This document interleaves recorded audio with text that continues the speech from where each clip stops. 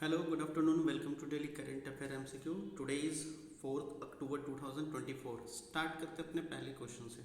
देखो जो हमारा पहला क्वेश्चन है ना वो ये है।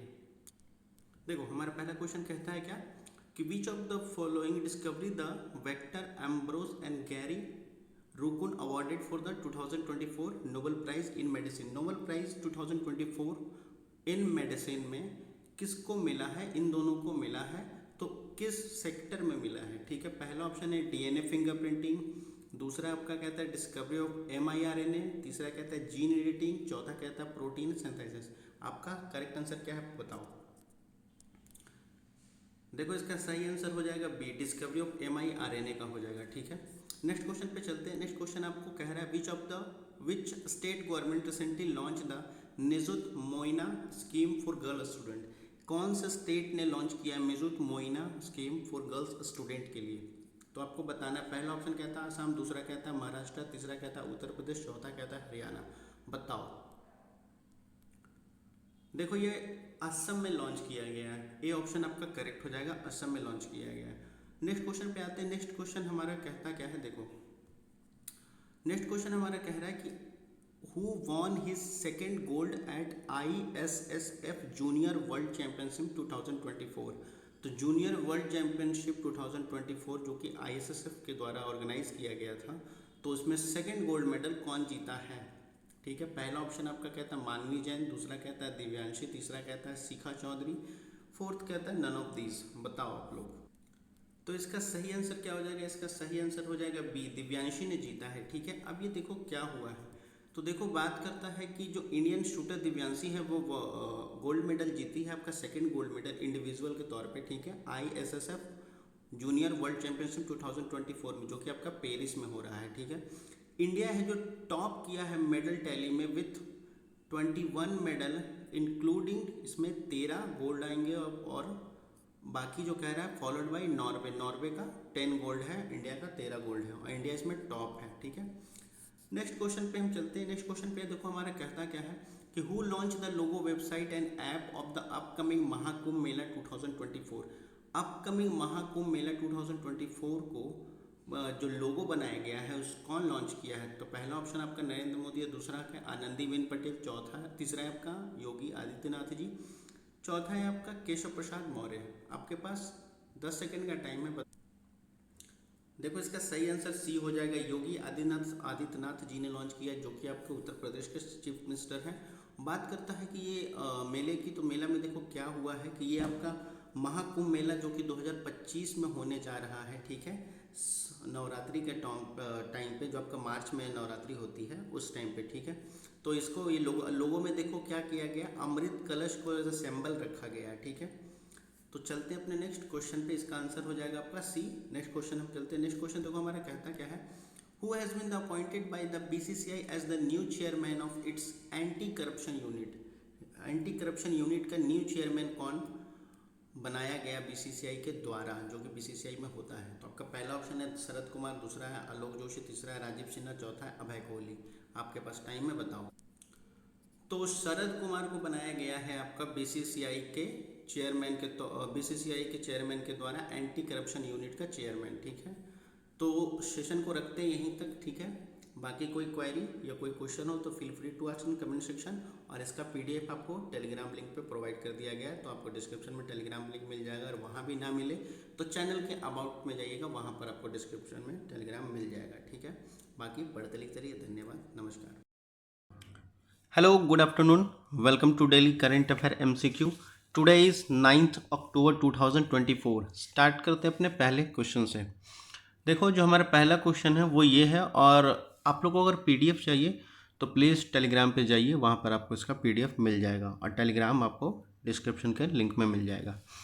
So our first question is which of the following statement are correct in the respect of Nobel prize in physics. अभी हाल ही में नोबेल प्राइज अवार्ड दिया गया है, तो वो कह रहा है कि नोबेल प्राइज़ फिजिक्स के डिपार्टमेंट में जिनको मिला है उसके रिगार्डिंग कौन सा स्टेटमेंट सही है वो आपको बताना है।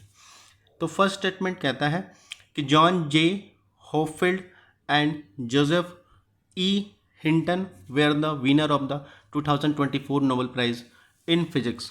सेकेंड स्टेटमेंट कहता है the main contribution of 2024 Nobel prize in physics लॉकरीट were advancement in particles physics. देखो, पहला हमारा कहता है स्टेटमेंट कि जॉन जोसेफ जो है और हिंटन जो है ये दोनों को मिला है फिजिक्स में प्राइज, नोबेल प्राइज, ठीक है। और सेकंड स्टेटमेंट आपका कहता है कि जिनका जो मेन कंट्रीब्यूशन है नोबेल प्राइज इन फिजिक्स में, वो कह रहा है आपका एडवांसमेंट इन पार्टिकल्स फिजिक्स के डिपार्टमेंट में मिला है। थर्ड स्टेटमेंट कहता है कि artificial intelligence are great benefit from the work of 2024 Nobel prize winner. तो कहता है कि आर्टिफिशियल इंटेलिजेंस जो कि बहुत ही बेनिफिट किया है कि नोबेल प्राइज़ जो फिजिक्स में मिला है नोबेल प्राइज़ के लोगों के लिए, जो भी नोबेल प्राइज़ अवार्डी हैं उनके लिए आर्टिफिशियल इंटेलिजेंस बहुत ही ग्रेट काम किया है। तो इसके रिगार्डिंग कौन सा स्टेटमेंट सही है वो आपको बताना है। Please answer me. So our correct option is answer 3, ठीक है। फर्स्ट और थर्ड स्टेटमेंट आपका करेक्ट है, सेकेंड स्टेटमेंट आपका इनकरेक्ट है। So move to the next question. Our next question is, which of the following best describe the impact of hypertension on Indian-Israel relation? Indian Israel relation के बीच में जो भी आपका हाइपरनेशन हो रहा है उसके रिगार्डिंग कौन सा स्टेटमेंट आपको डिस्क्राइब करता है वो आपको बताना है। So our first statement is it has led to the increase the military conflict. ये क्या करेगा? मिलिट्री कॉन्फ्लिक्ट को बढ़ावा देगा। सेकेंड स्टेटमेंट आपका कहता है कि it promote the equal partnership with the both nation. ये इक्वल पार्टनरशिप प्रमोट करेगा दोनों नेशन को। थर्ड कहता है it reduce the importance of trade agreement. Trade agreement के इम्पॉर्टेंस को ये रिड्यूस करेगा, कमज़ोर करेगा। फोर्थ कहता है it allow the deeper engagement with the Israel independent from फलस्तीन। ये कह रहा है कि इंगेजमेंट क्रिएट करेगा इसराइल को जो इंडिपेंडेंटली फ़लस्तीन को इंडिपेंडेंट करेगा, ठीक है। तो कौन सा स्टेटमेंट आपको सही है वो आपको बताना है। So answer it. So our correct answer is D, it allow the deeper engagement with the Israel independently from फलस्तीन। तो ये कह रहा है कि ये डीपर इंगेजमेंट क्रिएट करेगा, अलाउ करेगा आपको इसराइल को जो इंडिपेंडेंटली फ्रॉम फलस्तीन होगा, फलस्तीन से बिल्कुल ही इंडिपेंडेंट होने की बात करेगा, ठीक है। So move to the next question. So our third question is consider the following with the reference to a trachoma. Trachoma actually इसको प्रोनाउंस करते हैं, मे बी कई लोगों ट्रैकोमा प्रोनाउंस करते हैं। खैर, आवर फर्स्ट स्टेटमेंट कहता है a trachoma is a bacterial infection that cause blindness. ये एक बैक्टीरियल इन्फेक्शन है जो कि जिससे क्या होता है काउज ब्लाइंडनेस होती है, लोगों के आंखों में अंधेपन के प्रॉब्लम में ये इन्फेक्शन में कह सकते हैं काउज कारण बनते हैं, ठीक है। सेकेंड स्टेटमेंट कहता है the primary mode of transmission of trachoma is थ्रूली the contaminated food. ये कहते हैं कि इसका जो प्राइमरी आपका मोड है ट्रांसमिशन का होने का कारण कि आप कंटामिनेटेड फूड जो खाते हो उसके कारण होता है। So our third statement is the World Health Organization aims to eliminate the trachoma through the safe strategy. WHO, आप लोग कमेंट सेक्शन में पहले बताइए कि WHO का हेडक्वार्टर कहाँ है। और WHO जो कि जिसका एम हुआ है इस एलिमिनेट करने का ट्रैकोमा का, जो कि सेफ स्ट्रैटेजी के तौर पर है। तो कौन सा स्टेटमेंट सही है आपको वो बताना है। Please answer it. So our correct answer is B, only 2। और कौन सा स्टेटमेंट दो सही होगा? फर्स्ट और थर्ड होगा, सेकंड स्टेटमेंट आपका रॉन्ग है, ठीक है। So our correct statement is 1 and third statement is our correct and option B is our correct answer. Move to the next question. Our fourth question is, which of the following power station was India's first coal-fired power plant? इनमें से कौन सा जो है कह रहा है कि हमारा कह सकते हो इंडिया का first coal fired power plant है, ठीक है। तो पहला ऑप्शन कहता है ट्रॉम्बे, दूसरा ऑप्शन कहता है Hussain Sagar thermal power station, third कहता है आपका Raniganj coalfield power station, fourth कहता है आपका दुर्गापुर पावर स्टेशन। तो इसमें से कौन सा करेक्ट है आपको बताना है। So please answer it, which of the is correct. So इसका सही आंसर क्या हो जाएगा? इसका सही आंसर सी हो जाएगा। अब correct answer is third C, Raniganj coalfield power station. Raniganj coalfield power station की बात कर ली जाए तो पहले तो देखो ये रानीगंज कोलफील्ड पावर स्टेशन जो है आपका क्या कह रहा है कि ये थर्मल पावर स्टेशन तो है ही, उसके बाद ये कहता है आगे कि ये कोल फायर पावर प्लांट भी है इंडिया का पहला, ठीक है। So our last question, move to the last question. Our last question is consider the following with the reference to the recently the election held in these state। अभी हाल ही में जम्मू कश्मीर और हरियाणा में इलेक्शन हुआ है जिसके रिजल्ट आ चुके हैं, ठीक है। और हरियाणा में बात कर ली जाए तो बीजेपी वहाँ मेजॉरिटी में आई है, और कश्मीर की बात कर ली जाए तो वहाँ कांग्रेस के साथ नेशनल फ्रंट की एक अलायंस थी, उन दोनों लोग की मेजॉरिटी आई है, ठीक है। तो आपको क्वेश्चन पे फोकस करते हैं हम। इसमें से कह रहा है कि अभी हाल ही में जो इलेक्शन हुआ है उसके रिगार्डिंग कौन सा स्टेटमेंट करेक्ट है वो आपको बताना है। So our first statement is the state election commission conduct by the state election commission. जो हमारा स्टेट इलेक्शन है वो किसके द्वारा कंडक्ट किया जाता है? स्टेट इलेक्शन कमीशन के द्वारा। ये पहला स्टेटमेंट कहता है। दूसरा स्टेटमेंट आवर कहता है the election commission of India appoint the chief electoral officer for the state in India. Election commission appoint करता है स्टेट इलेक्टोरल ऑफिसर को किसी भी स्टेट में अगर इलेक्शन होता है तो। थर्ड स्टेटमेंट कहता है the president of India has the authority to dissolve the state legislative assembly. क्या राष्ट्रपति को ये अथॉरिटी है, अधिकार है कि वो डिसॉल्व कर सकता है किसी भी विधानसभा को।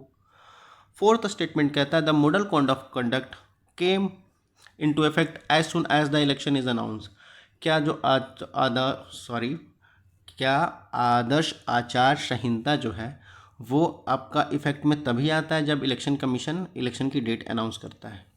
तो आपके इसमें कौन सा स्टेटमेंट सही है वो आपको बताना है। Please answer it which of the following statement is correct. So our correct answer is B, only 2 statement is correct. कौन कौन सा आपका करेक्ट होगा सर? तो 2 and 4 statement 2 and 4 are correct, first and third are incorrect, ठीक है। आपका जो आचार संहिता लगता है, आदर्श आचार संहिता, वो बात कर लेते हैं जब भी इलेक्शन की डेट अनाउंस होती है उसी दिन से आपका आचार संहिता लग जाता है, ठीक है। सेकंड स्टेटमेंट जो आपका था वो करेक्ट इसलिए है क्योंकि ऑफ कोर्स इलेक्शन कमीशन ही अपॉइंट करता है चीफ इलेक्टोरल ऑफिसर को जब स्टेट में इलेक्शन हो रहा होता है तो, ठीक है। So that's for the today session.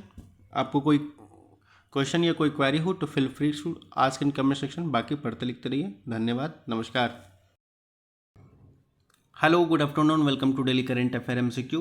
Today is 10th of October 2024। Start करते हैं अपने पहले क्वेश्चन से। So our first question is consider the following statement regarding the Living Planet Report. Living Planet report जो आई है उसके रिगार्डिंग कौन सा स्टेटमेंट करेक्ट है वो आपको बताना है। So our first statement is the annual report of World Wildlife Fund. ये एनुअल रिपोर्ट है वर्ल्ड वाइल्ड लाइफ फंड के द्वारा पब्लिश होती है। सेकेंड स्टेटमेंट अब कहता है according to the report the monitored global wildlife population decline by more than 70% in last 50 years. Second statement आपका कहता है कि पिछले 50 सालों में लगभग 70% से ज़्यादा वाइल्ड लाइफ पॉपुलेशन डिक्लाइन हुई है ग्लोबली, ठीक है। थर्ड स्टेटमेंट आपका कहता है कि the population decline is due to the habitat loss and degradation only. जो पॉपुलेशन डिक्लाइन हुआ वो हैबिटेट लॉस और डिग्रेडेशन ओनली के कारण हुआ है, ठीक है। तो इसमें से कौन सा स्टेटमेंट सही है वो आपको बताना है। सो इसका फर्स्ट स्टेटमेंट है जो इनकरेक्ट हो जाएगा, आपका सही ऑप्शन क्या हो जाएगा? ए, ठीक है, 1 ओनली। आपका सेकंड स्टेटमेंट करेक्ट है, थर्ड भी आपका गलत है, ठीक है। देखिए ये जो है ये आप वाइल्ड लाइफ फंड के द्वारा पब्लिश तो किया जाता है बट ये एनुअल नहीं है, बाइनियल है रिपोर्ट, ठीक है। और आपका जो ये पॉपुलेशन डिक्लाइन हो रही है हैबिटेट लॉस के कारण नहीं सिर्फ है, ये आपका जो पॉपुलेशन डिक्लाइन का जो रीज़न दिया गया है वो हैबिटेट लॉस, एक सेकेंड, तो ये कहा गया हैबिटेट लॉस और डिग्रेडेशन और इम्पैक्ट ऑफ क्लाइमेट चेंज के कारण ही पॉपुलेशन डिक्लाइन देखने को मिला है, ठीक है। तो देखिए ये जो आपका करेक्ट आंसर हो जाएगा वो आपका स्टेटमेंट फर्स्ट गलत हो जाएगा, सेकंड गलत हो जाएगा, सही सेकंड स्टेटमेंट है, उस हिसाब से ऑप्शन आपका ए हो जाएगा। Let's move to the next question.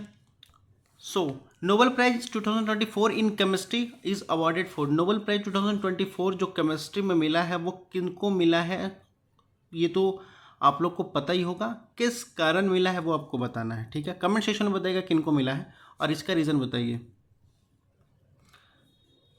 देखो इसका करेक्ट आंसर जो है वो आपका हो जाएगा बी, कंप्यूटेशनल प्रोटीन डिज़ाइन और प्रोटीन स्ट्रक्चर प्रिडिक्शन को मिला है, ठीक है। ये नोबेल प्राइज केमिस्ट्री 2024 में, ठीक है।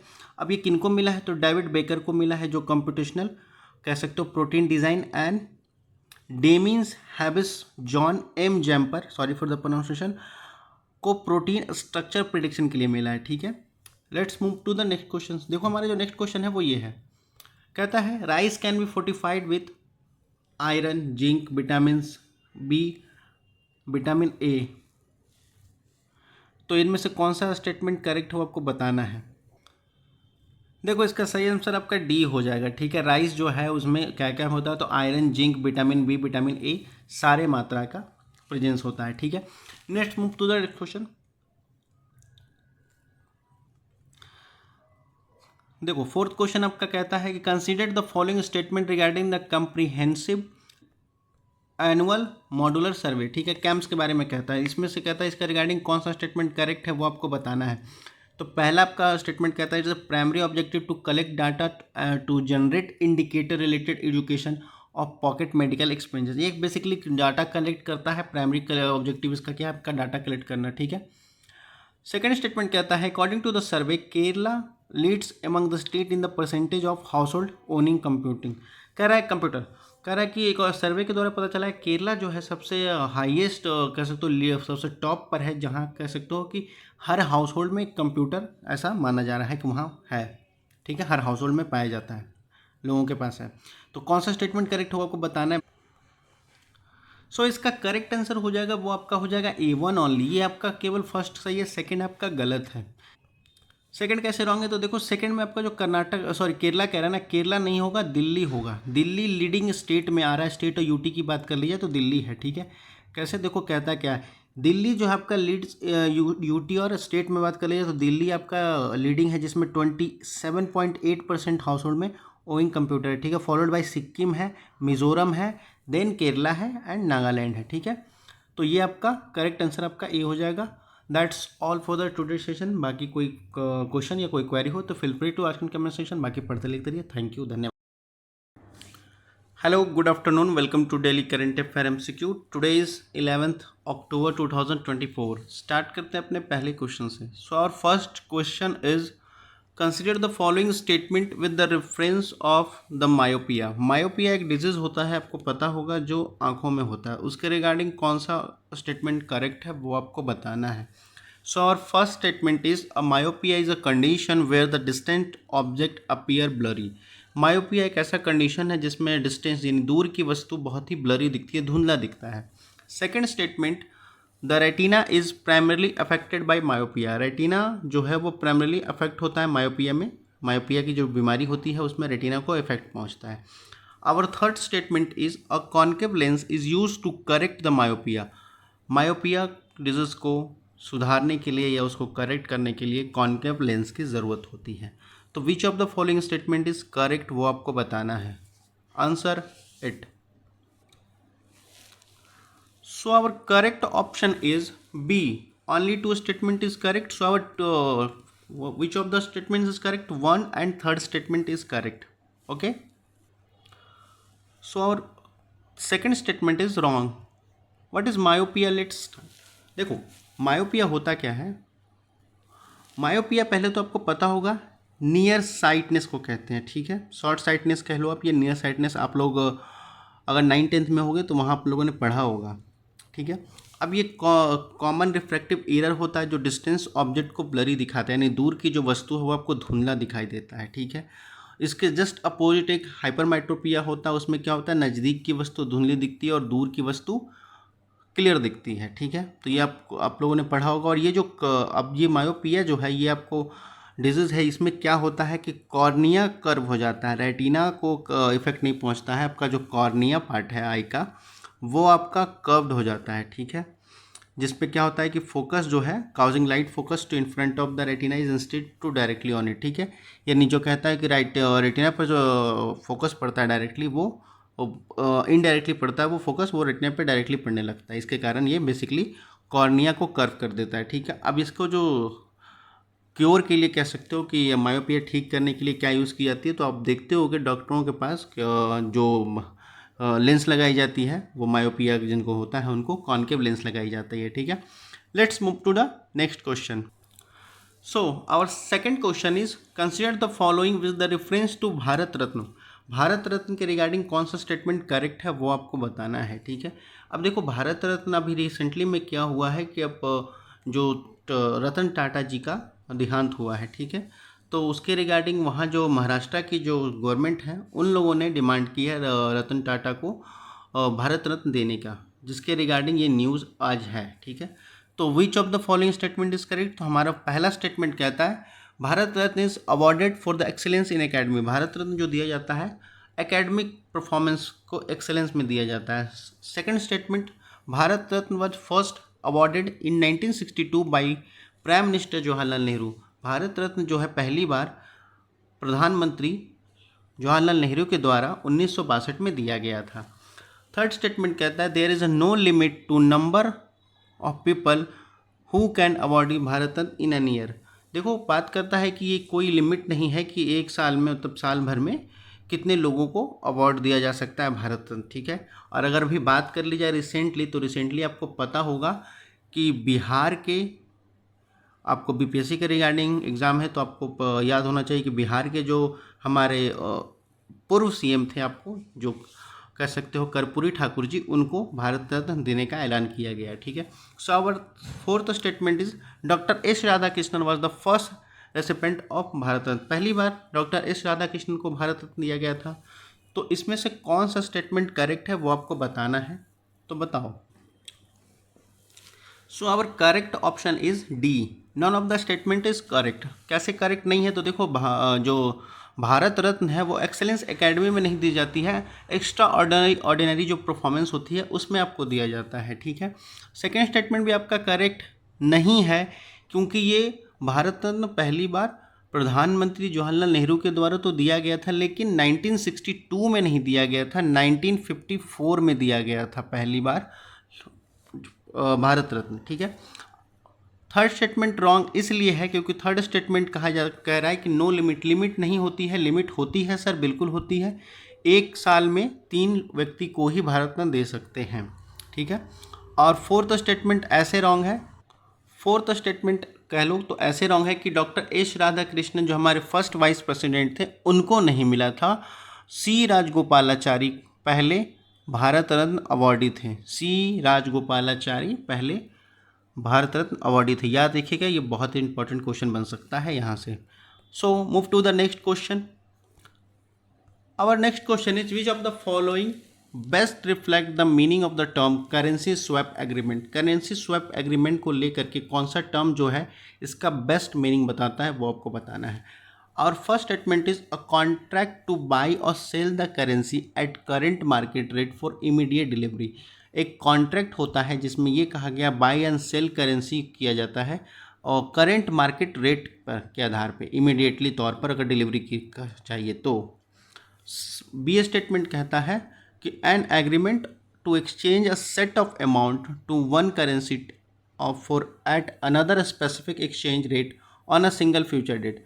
एक एग्रीमेंट साइन की जाती है, इसमें ये होता है कि exchange of set of amount, एक पार्टिकुलर सेट ऑफ अमाउंट जो होती है उसको एक्सचेंज किया जाता है पार्टिकुलर सेट ऑफ अमाउंट को, ठीक है। थर्ड स्टेटमेंट कहता है कि an agreement between two parties to exchange the principal and interest payment in different currency over multiple periods. एक एग्रीमेंट साइन, थर्ड स्टेटमेंट कहता है कि एक एग्रीमेंट होती है जिसमें दोनों पार्टियों को एग्रीमेंट होती है दोनों के साथ, और कहा जाता है कि एक एक्सचेंज प्रिंसिपल होता है और इंटरेस्ट पेमर जो होता है वो मल्टीपल पीरियड में इस करेंसी एक्सचेंज पर पेमेंट कर सकता है, ठीक है। फोर्थ कहता है a short term loan in a foreign currency to hedge the against rate fluctuation. एक शॉर्ट टर्म लोन जो फॉरेन करेंसी के द्वारा लिया जाता है उसके बाद कह रहा है, ठीक है। तो कौन सा स्टेटमेंट है जो बेस्ट डिफाइन करता है करेंसी स्वैप एग्रीमेंट को, वो आपको बताना है, तो बताओ। So our correct statement is C. C हमारा करेक्ट स्टेटमेंट हो जाएगा। और आप लोग को पता होगा कि अभी ये देखने को मिला है कि हमारा जो रुपया है, रुपीज़ है, वो गिरकर 84 हो गया है, यानी $1 इक्वल्स टू 84 रुपीज़ हो चुका है गिर करके, ठीक है। ये आपका रिसेंटली करेंट न्यूज़पेपर में आया हुआ है, तो मैंने सोचा आपको बता दूं कि $1 इक्वल्स टू 84 रुपीज़ हो गए गिर करके, ठीक है। So that's all for the today session. बाकी कोई कमेंट या कोई क्वेरी हो तो feel free to ask in comment section, बाकी पढ़ते लिखते रहिए। धन्यवाद। Hello, welcome to daily current affair MCQ. Today is 12 October 2024। Start करते हैं अपने पहले क्वेश्चन से। So our first question is consider the following regarding Nobel prizes, यानी नोबेल प्राइजेस दिया गया रिसेंटली, तो इसके रिगार्डिंग कौन सा पेयर करेक्ट है वो आपको बताना है। ठीक है, कौन सा पेयर है जो करेक्टली मैच्ड है वो आपको बताना है। तो बताओ तो इसमें से कौन सा पेयर आपको करेक्टली मैच्ड है। So our correct statement is B, option B हमारा करेक्ट होगा। और इसके रिगार्डिंग दो सही है, तो कौन सा सही है? दो, 2 और 3 आर करेक्ट। फिजिक्स में दिया गया है कारोलिंस्का इंस्टीट्यूट, जो कि स्टॉकहोम स्वीडन में अवार्ड दिया जाता है, उनको दिया गया है। केमिस्ट्री में कह लीजिए तो royal Swedish academy of science Stockholm Sweden के द्वारा दिया जाता है। ठीक है, और फर्स्ट और फोर्थ आपका करेक्ट है। अब बात कर लेते हैं नोबेल प्राइज़ के। तो नोबेल प्राइज़ आपको पता होगा अल्फ्रेड नोबेल के नाम पे ऐसा दिया गया। और ये स्टार्ट कब हुआ था आपका? तो आपको पता होगा नोबेल प्राइज़ स्टार्ट हुआ था 1895 से देना के लिए। ठीक है, so web to the next question. So our next question is consider the following regarding the winner of 2024 Nobel prizes. Nobel prize 2024 के विनर के रिगार्डिंग ये कौन सा पेयर करेक्ट मैच है वो आपको बताना है। ये आपका डिपार्टमेंट है और ये अवार्ड जिनको दिया गया है उन पर्सन्स के नेम है, वो आपको बताना है। तो बताओ, आज सेशन में मोस्टली करेंट अफेयर जो भी एमसीक्यू आ रहे हैं वो नोबेल प्राइज़ को ही लेकर के होगा, क्योंकि Nobel prize are so important for our exam. So our correct statement is C, only 3। और इसमें से कौन सा करेक्ट हो जाएगा? 1 हो जाएगा, 3rd हो जाएगा, 4th हो जाएगा। सेकंड आपका इनकरेक्ट है। डेविड बेकर जो है फिजिक्स में, उनको नहीं दिया गया था। तो देखो किनको दिया गया था, तो देखो डेविड बेकर को नहीं दिया गया था फिजिक्स में। फिजिक्स में आपको जॉन होफेल्ड और जोसेफ हिंटन को दिया गया था। ठीक है, sorry for the pronunciation, Joseph Hinton को दिया गया था। ठीक है, let's move to the next question. तो हमारा next question is the blue line form the border between. Blue line border जो किन किन देशों के बीच आपका बॉर्डर क्रिएट करता है, ब्लू लाइन, वो आपको बताना है। पहला ऑप्शन है आपका इजराइल फलस्तीन, दूसरा कहता है आपका इजराइल सीरिया, तीसरा कहता है इजराइल जॉर्डन, और चौथा कहता है इजराइल लेबनान। ये तो कंफर्म है देखो ऑप्शन के रिगार्डिंग कि इजराइल तो होगा ही होगा। अब उसमें से ये बाकी देशों को बताना है। तो बताओ आप लोग। देखो इसका करेक्ट आंसर हो जाएगा वो डी हो जाएगा। इजराइल और लेबनान के बीच में ब्लू लाइन फॉर्म किया गया था यूनाइटेड नेशन के द्वारा। ठीक है, जो कि 120 किलोमीटर का था। ठीक है, 120 किलोमीटर का ब्लू लाइन है जो कि यूनाइटेड नेशन रिकॉग्नाइज किया था, डिमार्केशन लाइन ऑफ इंडिकेट, जो Israel had withdrawn it's military from south Lebanon. ठीक है, और ये सेपरेट करता है लेबनान को इजराइल से। ठीक है, and Golan Heights, but it is not a official international border. ये यूनाइटेड नेशन के द्वारा बनाया गया था, रिकॉग्नाइज किया गया था, बट ये ऑफिशियल इंटरनेशनल बॉर्डर लाइन नहीं है। ठीक है, तो ये अभी रिसेंटली न्यूज़ में था, क्योंकि आपको पता होगा इसराइल ने पेजर अटैक किया है आपका लेबनान पे, जिसमें क्या हुआ है कि वहाँ हिजबुल्ला के जो चीफ थे नसरल्ला, उनको मार दिया गया है। ठीक है, तो ये ब्लू लाइन बॉर्डर याद रखना बहुत इंपॉर्टेंट हो जाएगा करंट अफेयर के पर्सपेक्टिव से। So that's all for the today session. कोई क्वेश्चन या कोई क्वेरी हो तो feel free to ask in comment section, बाकी पढ़ते लिखते रहिए। धन्यवाद। और हाँ, बीपीएससी की बहुत जल्दी एक हिस्ट्री इम्पॉर्टेंट थीम्स पर सेशन आ रहा है, तो प्लीज़ वेट कीजिए, शाम तक अपलोड कर दिया जाएगा। Thank you. Hello, good morning everyone, welcome to daily current affair MCQ. Today is 14 October 2024। Start करते हैं अपने पहले क्वेश्चन से। So our first question is which of the following statement are correct in the respect of the Gati Shakti national master plan. गति Shakti national master plan को लेकर के इनमें से कौन सा स्टेटमेंट है वो करेक्ट है, वो आपको बताना है। So our first statement is the Gati Shakti National Master Plan aim to integrate the transportation and logistic। गति शक्ति मास्टर प्लान का जो एम है वो इंटीग्रेट करना है ट्रांसपोर्टेशन एंड लॉजिस्टिक को। Second statement, the ministry of commerce and industry are responsible for the implementing the Gati Shakti initiative. Gati Shakti जो है ministry of commerce and industry के अंडर आता है। Third statement, geographic information system is utilized in the Gati Shakti initiative for better project planning and execution। GIS यानी geographic information system का use किया जाएगा गति शक्ति इनिशिएटिव में, ताकि बेटर प्रोजेक्ट प्लानिंग कर किया जा सके और उसको डेवलपमेंट की ओर अंजाम दे सके। ठीक है, तो कौन सा स्टेटमेंट सही है वो आपको बताना है। Please answer it. So our correct answer is D. 1 2 3 all are correct, सब करेक्ट है, सारे के सारे सही हैं। देखो है क्या, गति शक्ति की बात कर ली जाए तो गति शक्ति जो emerge as a transformative initiative aim for revolution India infrastructure, India infrastructure system के लिए बहुत ही बेटर साबित हो रहा है। फिलहाल बात की जाए तो गति शक्ति की, ठीक है, जो प्रधानमंत्री नरेंद्र मोदी के द्वारा लॉन्च किया गया था।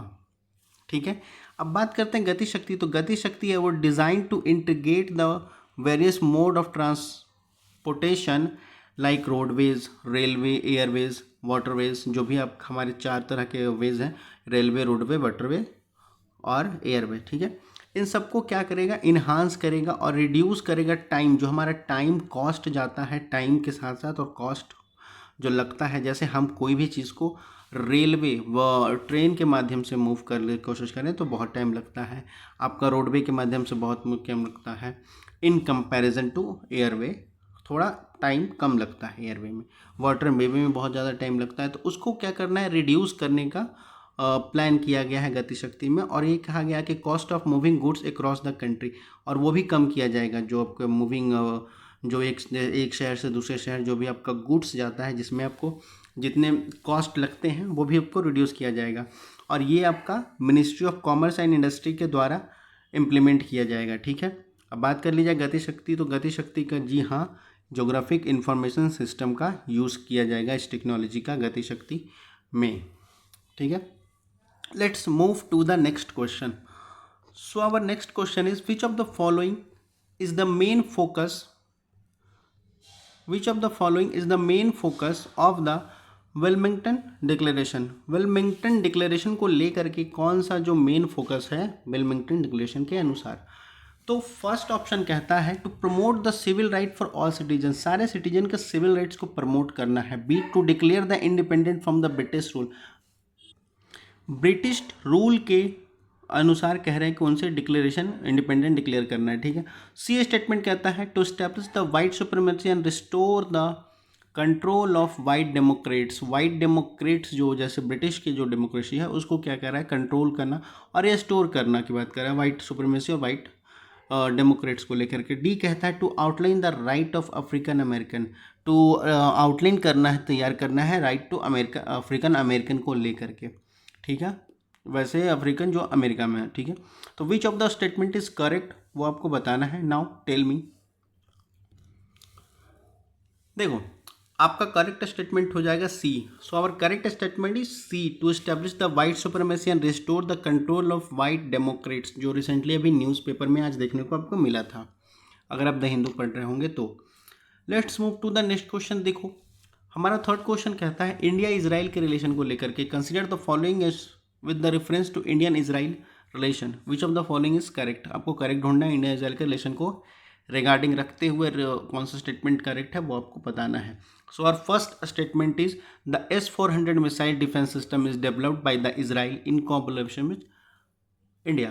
S-400 जो हमारा मिसाइल है वो डिफेंस सिस्टम में जो आपको डेवलप किया जाएगा इजराइल के साथ कोलैबोरेट करके इंडिया करेगी ऐसा। Second statement the Mitra Shakti joint military exercise is conducted between India and Israel, Mitra Shakti joint military जो सर्विस एक्सरसाइज है वो आपका इंडिया इजराइल के बीच कंडक्ट किया जाता है।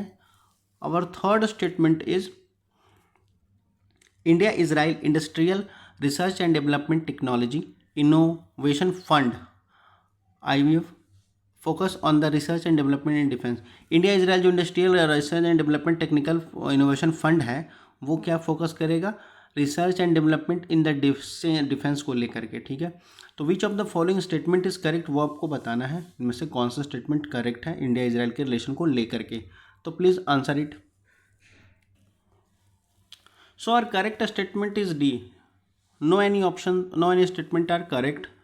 तो अब our correct option is D. सारे के सारे स्टेटमेंट गलत है। देखो बात करते हैं हम S-400 की बात करते हैं तो S-400 इजराइल में नहीं, आप लोग को पता होगा the famous S-400 is develop by Russia, ठीक है, रशिया के द्वारा डेवलप किया जाता है।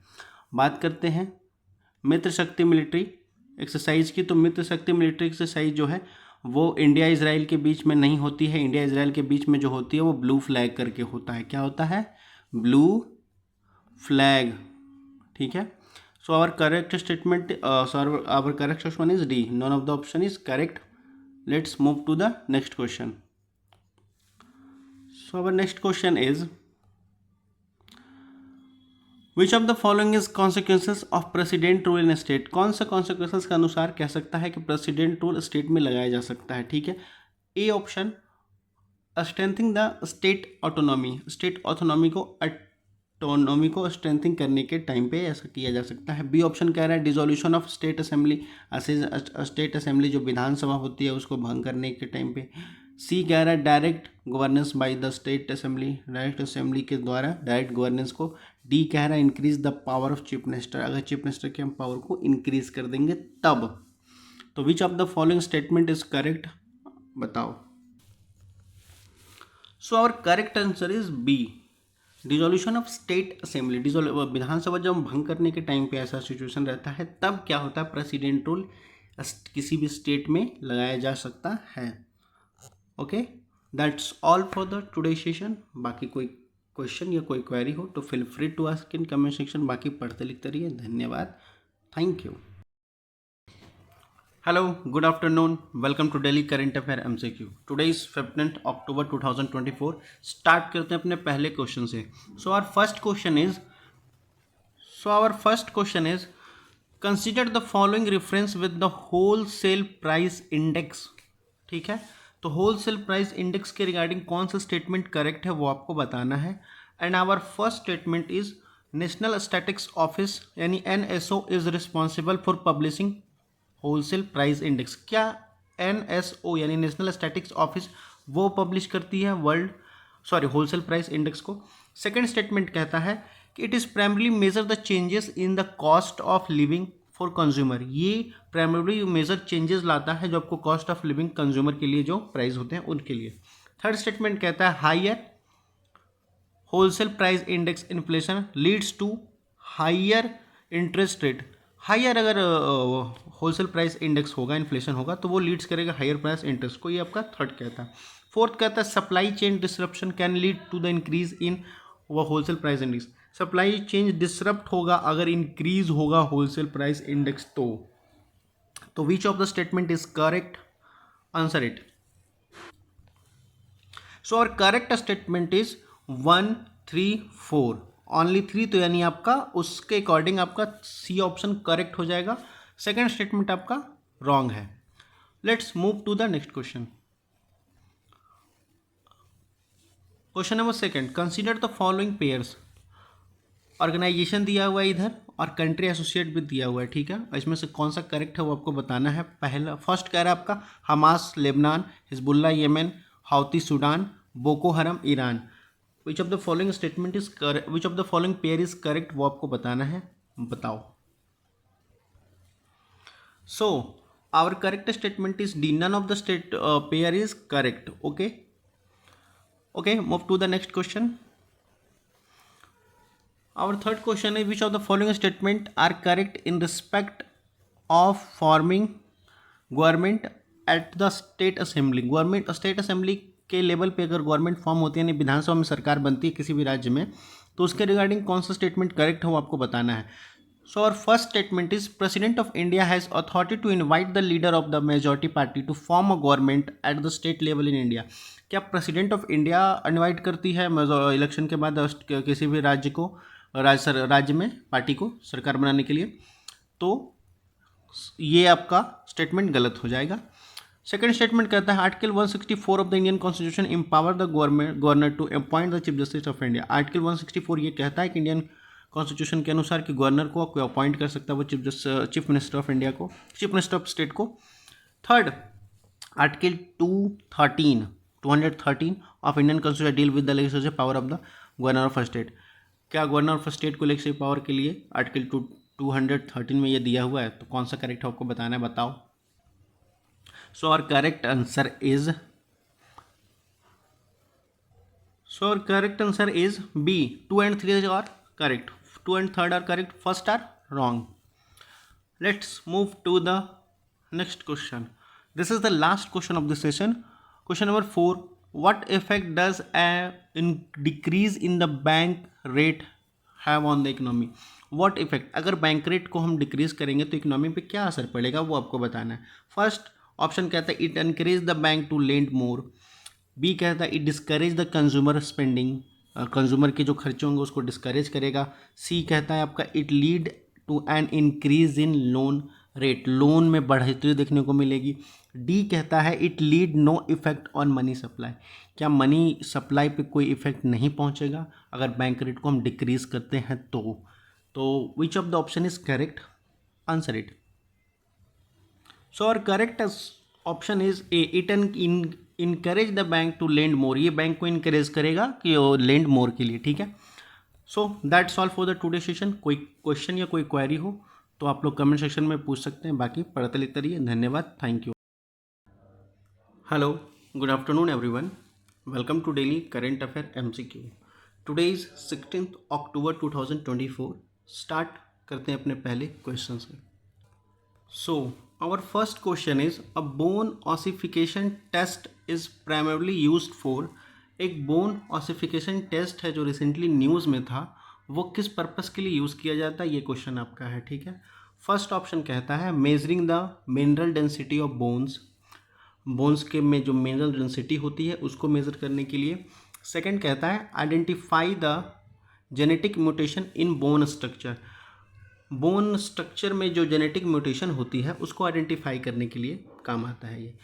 थर्ड कहता है detecting the pathogen and infection in bone, pathogen और इन्फेक्शन जो हमारे हड्डियों में हो जाता है उसको डिटेक्ट करने के लिए, चेक करने के लिए, ठीक है। फोर्थ कहता है determining the age of a person by examining the development of bone, determine करता है किसी भी पर्सन का age by examine the development of उस बोन के डेवलपमेंट को लेकर के, ठीक है। तो which of the statement is correct? Answer it. और आप लोग को अगर इसका PDF चाहिए तो डिस्क्रिप्शन में टेलीग्राम का लिंक मिल गया होगा, वहाँ जाइए, वहाँ इसका PDF मिल जाएगा। Okay, so our correct answer is D. ये क्या करता है? Bone ossification. ऑफकोर्स किसी भी पर्सन या इंडिविजुअल को एज जो है वो बोन्स के थ्रू पता चलता है, डेवलपमेंट ऑफ बोन को लेकर के, ठीक है। जैसे इस टेस्ट में होता क्या है कि एक्सरे जो है एक्सरे किया जाता है किसी भी स्पेसिफिक बोन का, जैसे आपको एल्बो का हो, रिस्ट का हो या पेल्विक बोन हो, मतलब जो भी है वो आपको वहाँ उसका एक्सरे की जाती है। उस एक्सरे के अकॉर्डिंग देखा जाता है कि बोन का जो डेवलपमेंट स्टेज क्या है वो देखा जाता है, ठीक है। उससे ये पता चलता है किसी भी व्यक्ति की, क्या कह सकते हो, उसकी एज, कि वो बोन के थ्रू उसकी एज एग्जामिन होती है कि वो उस व्यक्ति की एज कितनी है, ठीक है। So our correct option is D. Let's move to the next question. So our next question is what is the terminal high altitude area defence recently seen in the news. अभी हाल ही में आज की बात कर ली जाए तो वहीं इस टर्म का यूज़ किया गया था, terminal high altitude area defence. तो उसके रिगार्डिंग कौन सा ऑप्शन करेक्ट है वो आपको बताना है। हमारा पहला ऑप्शन कहता है एन इजरायली रडार सिस्टम, ये इजराइल का एक रडार सिस्टम है। सेकेंड ऑप्शन कहता है India indigenous anti missile program, India का इंडिजीनियस एंटी मिसाइल प्रोग्राम है। Third an American anti missile system, American anti missile system है। Fourth one a defence collaboration between Japan and South Korea, Japan और South Korea के बीच में जो defence collaboration हुआ है उसके रिगार्डिंग ये देखने को मिला है आपका। तो कौन सा स्टेटमेंट करेक्ट है वो आपको बताना है, बताओ। So our correct answer is C, an American anti missile system. ये जो आपका terminal high altitude area defence की बात की जा रही है वो न्यूज़ में देखने को मिला था अमेरिकन एंटी मिसाइल सिस्टम को लेकर के, ठीक है। अब ये टर्मिनल हाई एल्टीट्यूड है क्या? देखो ये जो बात कर ली जाए ये अमेरिका का एडवांस मिसाइल डिफेंस सिस्टम है, जिसमें ये बात कर ली जाए कि इसमें होता है आपका 95 सोल्जर होते हैं, 6 ट्रक माउंटेड लॉन्चर होता है, 48 इंटरसेप्टर होता है, ठीक है, जो 8 पर लॉन्चर होता है, ठीक है। तो बेसिकली ये आपका ऑप्शन जो हो जाएगा करेक्ट वो आपका क्या हो जाएगा? सी हो जाएगा, अमेरिकन एंटी मिसाइल सिस्टम होता है। Okay, let's move to the next question. So our next question is which of the following best describe the term green washing. अभी रिसेंटली ये भी आपको टर्म देखने को मिला था ग्रीन वॉशिंग, तो इसके रिगार्डिंग कौन सा है जो बेस्ट डिस्क्राइब करता है ग्रीन वॉशिंग को। Our first statement is convey a false impression that a company product are eco-friendly and environmental soundly। यानी एक ऐसा कन्वे किया जाएगा, इंप्रेशन बनाया जाएगा कि जो भी कंपनी का प्रोडक्ट है वो इको फ्रेंडली है और इन्वायरमेंटली साउंड है। सेकंड कहता है non inclusion of ecological environmental cost in annual financial statement of a country.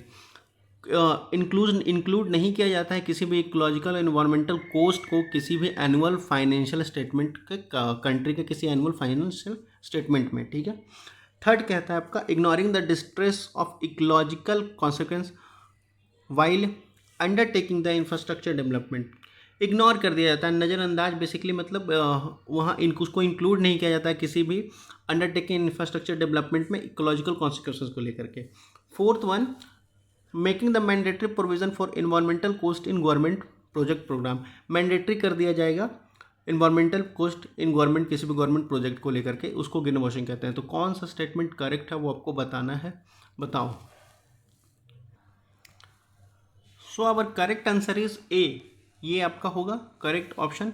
ये क्या कहता है, देखो होता है क्या ग्रीन वॉशिंग, ये होता है कि हम क्या करते हैं, फॉल्स कन्वे करते हैं और फॉल्स इम्प्रेशन क्या कह सकते हो कि हम पब्लिक में ये फैलाते हैं कि जो हमारा प्रोडक्ट है वो इको फ्रेंडली है और इन्वायरमेंटल फ्रेंडली भी है। ठीक है, जिससे ये होता है कि हम कहते हैं कि हमारा जो भी XYZ जो भी हमारा प्रोडक्ट होगा वो क्या होगा कि हमने उसमें किसी भी एनिमल्स और किसी भी एनिमल्स के पार्ट या का यूज़ नहीं किया उस प्रोडक्ट को बनाने में, इसलिए वो इको फ्रेंडली हो सकता है। ठीक है, तो इसको फॉल्स क्लेम कहते हैं, ये कि हम फॉल्स इम्प्रेशन बना रहे हैं पब्लिक में। ठीक है, जिसको ग्रीन वॉशिंग कहते हैं। Okay, so our correct option हो जाएगा क्या इसमें, आपका ए हो जाएगा। ठीक है, थर्ड का। Let's move to the next question. Okay, next question is consider the following statement regarding MQ-9B predator drone. MQ-9B predator drone जो है उसके रिगार्डिंग कौन सा स्टेटमेंट करेक्ट है वो आपको बताना है। So answer it please. So our correct option is only 2. Okay, 1 and 3 statement are correct, second statement is wrong। देखो था क्या, रिसेंटली क्या हुआ है कि इंडिया और अमेरिका ने क्या किया है, यूनाइटेड स्टेट ने साइन किया है, हमने $3.5 बिलियन का एक डील साइन किया जिसमें हमने MQ-39B high altitude long endurance जो आपका HAL बनाती है वो रिमोटली पायलटेड एयरक्राफ्ट सिस्टम है। ठीक है, जो इंडिया आर्म फोर्स के लिए फॉरेन मिलिट्री सेल में किया गया है। ठीक है, तो उसमें ये जो एग्रीमेंट हुआ है हमारा $3.5 बिलियन का उस डिफेंस सिस्टम के लिए, जिसमें ये आपको ड्रोन के बारे में न्यूज़ में आई थी बात। ठीक है, let's move to the next question. So this is the last question of this session. Which of the following country were founding member of Shanghai 5? Shanghai 5 का फाउंडिंग मेंबर कौन था वो आपको बताना है। ठीक है, फर्स्ट होगा आपका कजाकिस्तान, दूसरा आपका ऑप्शन दिया हुआ है तुर्कमेनिस्तान, थर्ड कह रहा है रशिया, फोर्थ कह रहा है किर्गिस्तान, फिफ्थ कह रहा है Uzbekistan. Which of the following is correct code, इसमें से कौन सा करेक्ट ऑप्शन है वो आपको बताना है, तो बताओ। So our correct option is D, 1, 3 and 5। Kazakhstan, Russia and Uzbekistan are the correct option, are the founding member of the Shanghai। Okay, अब देखो होता क्या, संघाई हमारा जो संघाई 5 है वो 1996 में बनाया गया था। उस समय कौन कौन से पार्ट थे, तो कंट्री में आपका चाइना था, कजाकिस्तान था, किर्गिस्तान था, रशिया था, तजिकिस्तान था। ठीक है, ये आपका संघाई 5 बनाया गया था। ठीक है, फिर 2001 में क्या हुआ, संघाई 5 में एंड उज्बेकिस्तान अनाउंस करता है एज ए न्यू ऑर्गेनाइजेशन जिसको नाम रख दिया गया संघाई कॉरपोरेशन ऑर्गेनाइजेशन, जिसको अब SCO के नाम से जानते हैं। ठीक है, और अभी बात कर ली जाए तो SCO में टोटल 9 मेंबर हैं। ठीक है, 9 कंट्री मेंबर है, जिसमें क्या है, इंडिया हमारा है। ठीक है, ईरान आपका है। ठीक है, कजाकिस्तान आपका है, चाइना है आपका, किर्गिस्तान आपका है, और पाकिस्तान ऑफ कोर्स है, रशिया है, तजिकिस्तान है, उज्बेकिस्तान है। ओके, तो टोटल 9 मेंबर हैं आपका। और इस क्वेश्चन का आंसर आपका क्या हो जाएगा, डी हो जाएगा, 1, 3 and 5। Okay, so that's all for the today session. Okay, कोई क्वेश्चन या कोई क्वेरी हो तो feel free to ask in comment section, बाकी पढ़ते लिखते रहिए। धन्यवाद। Hello, good afternoon everyone. Today is 17th October 2024. Start with our first question.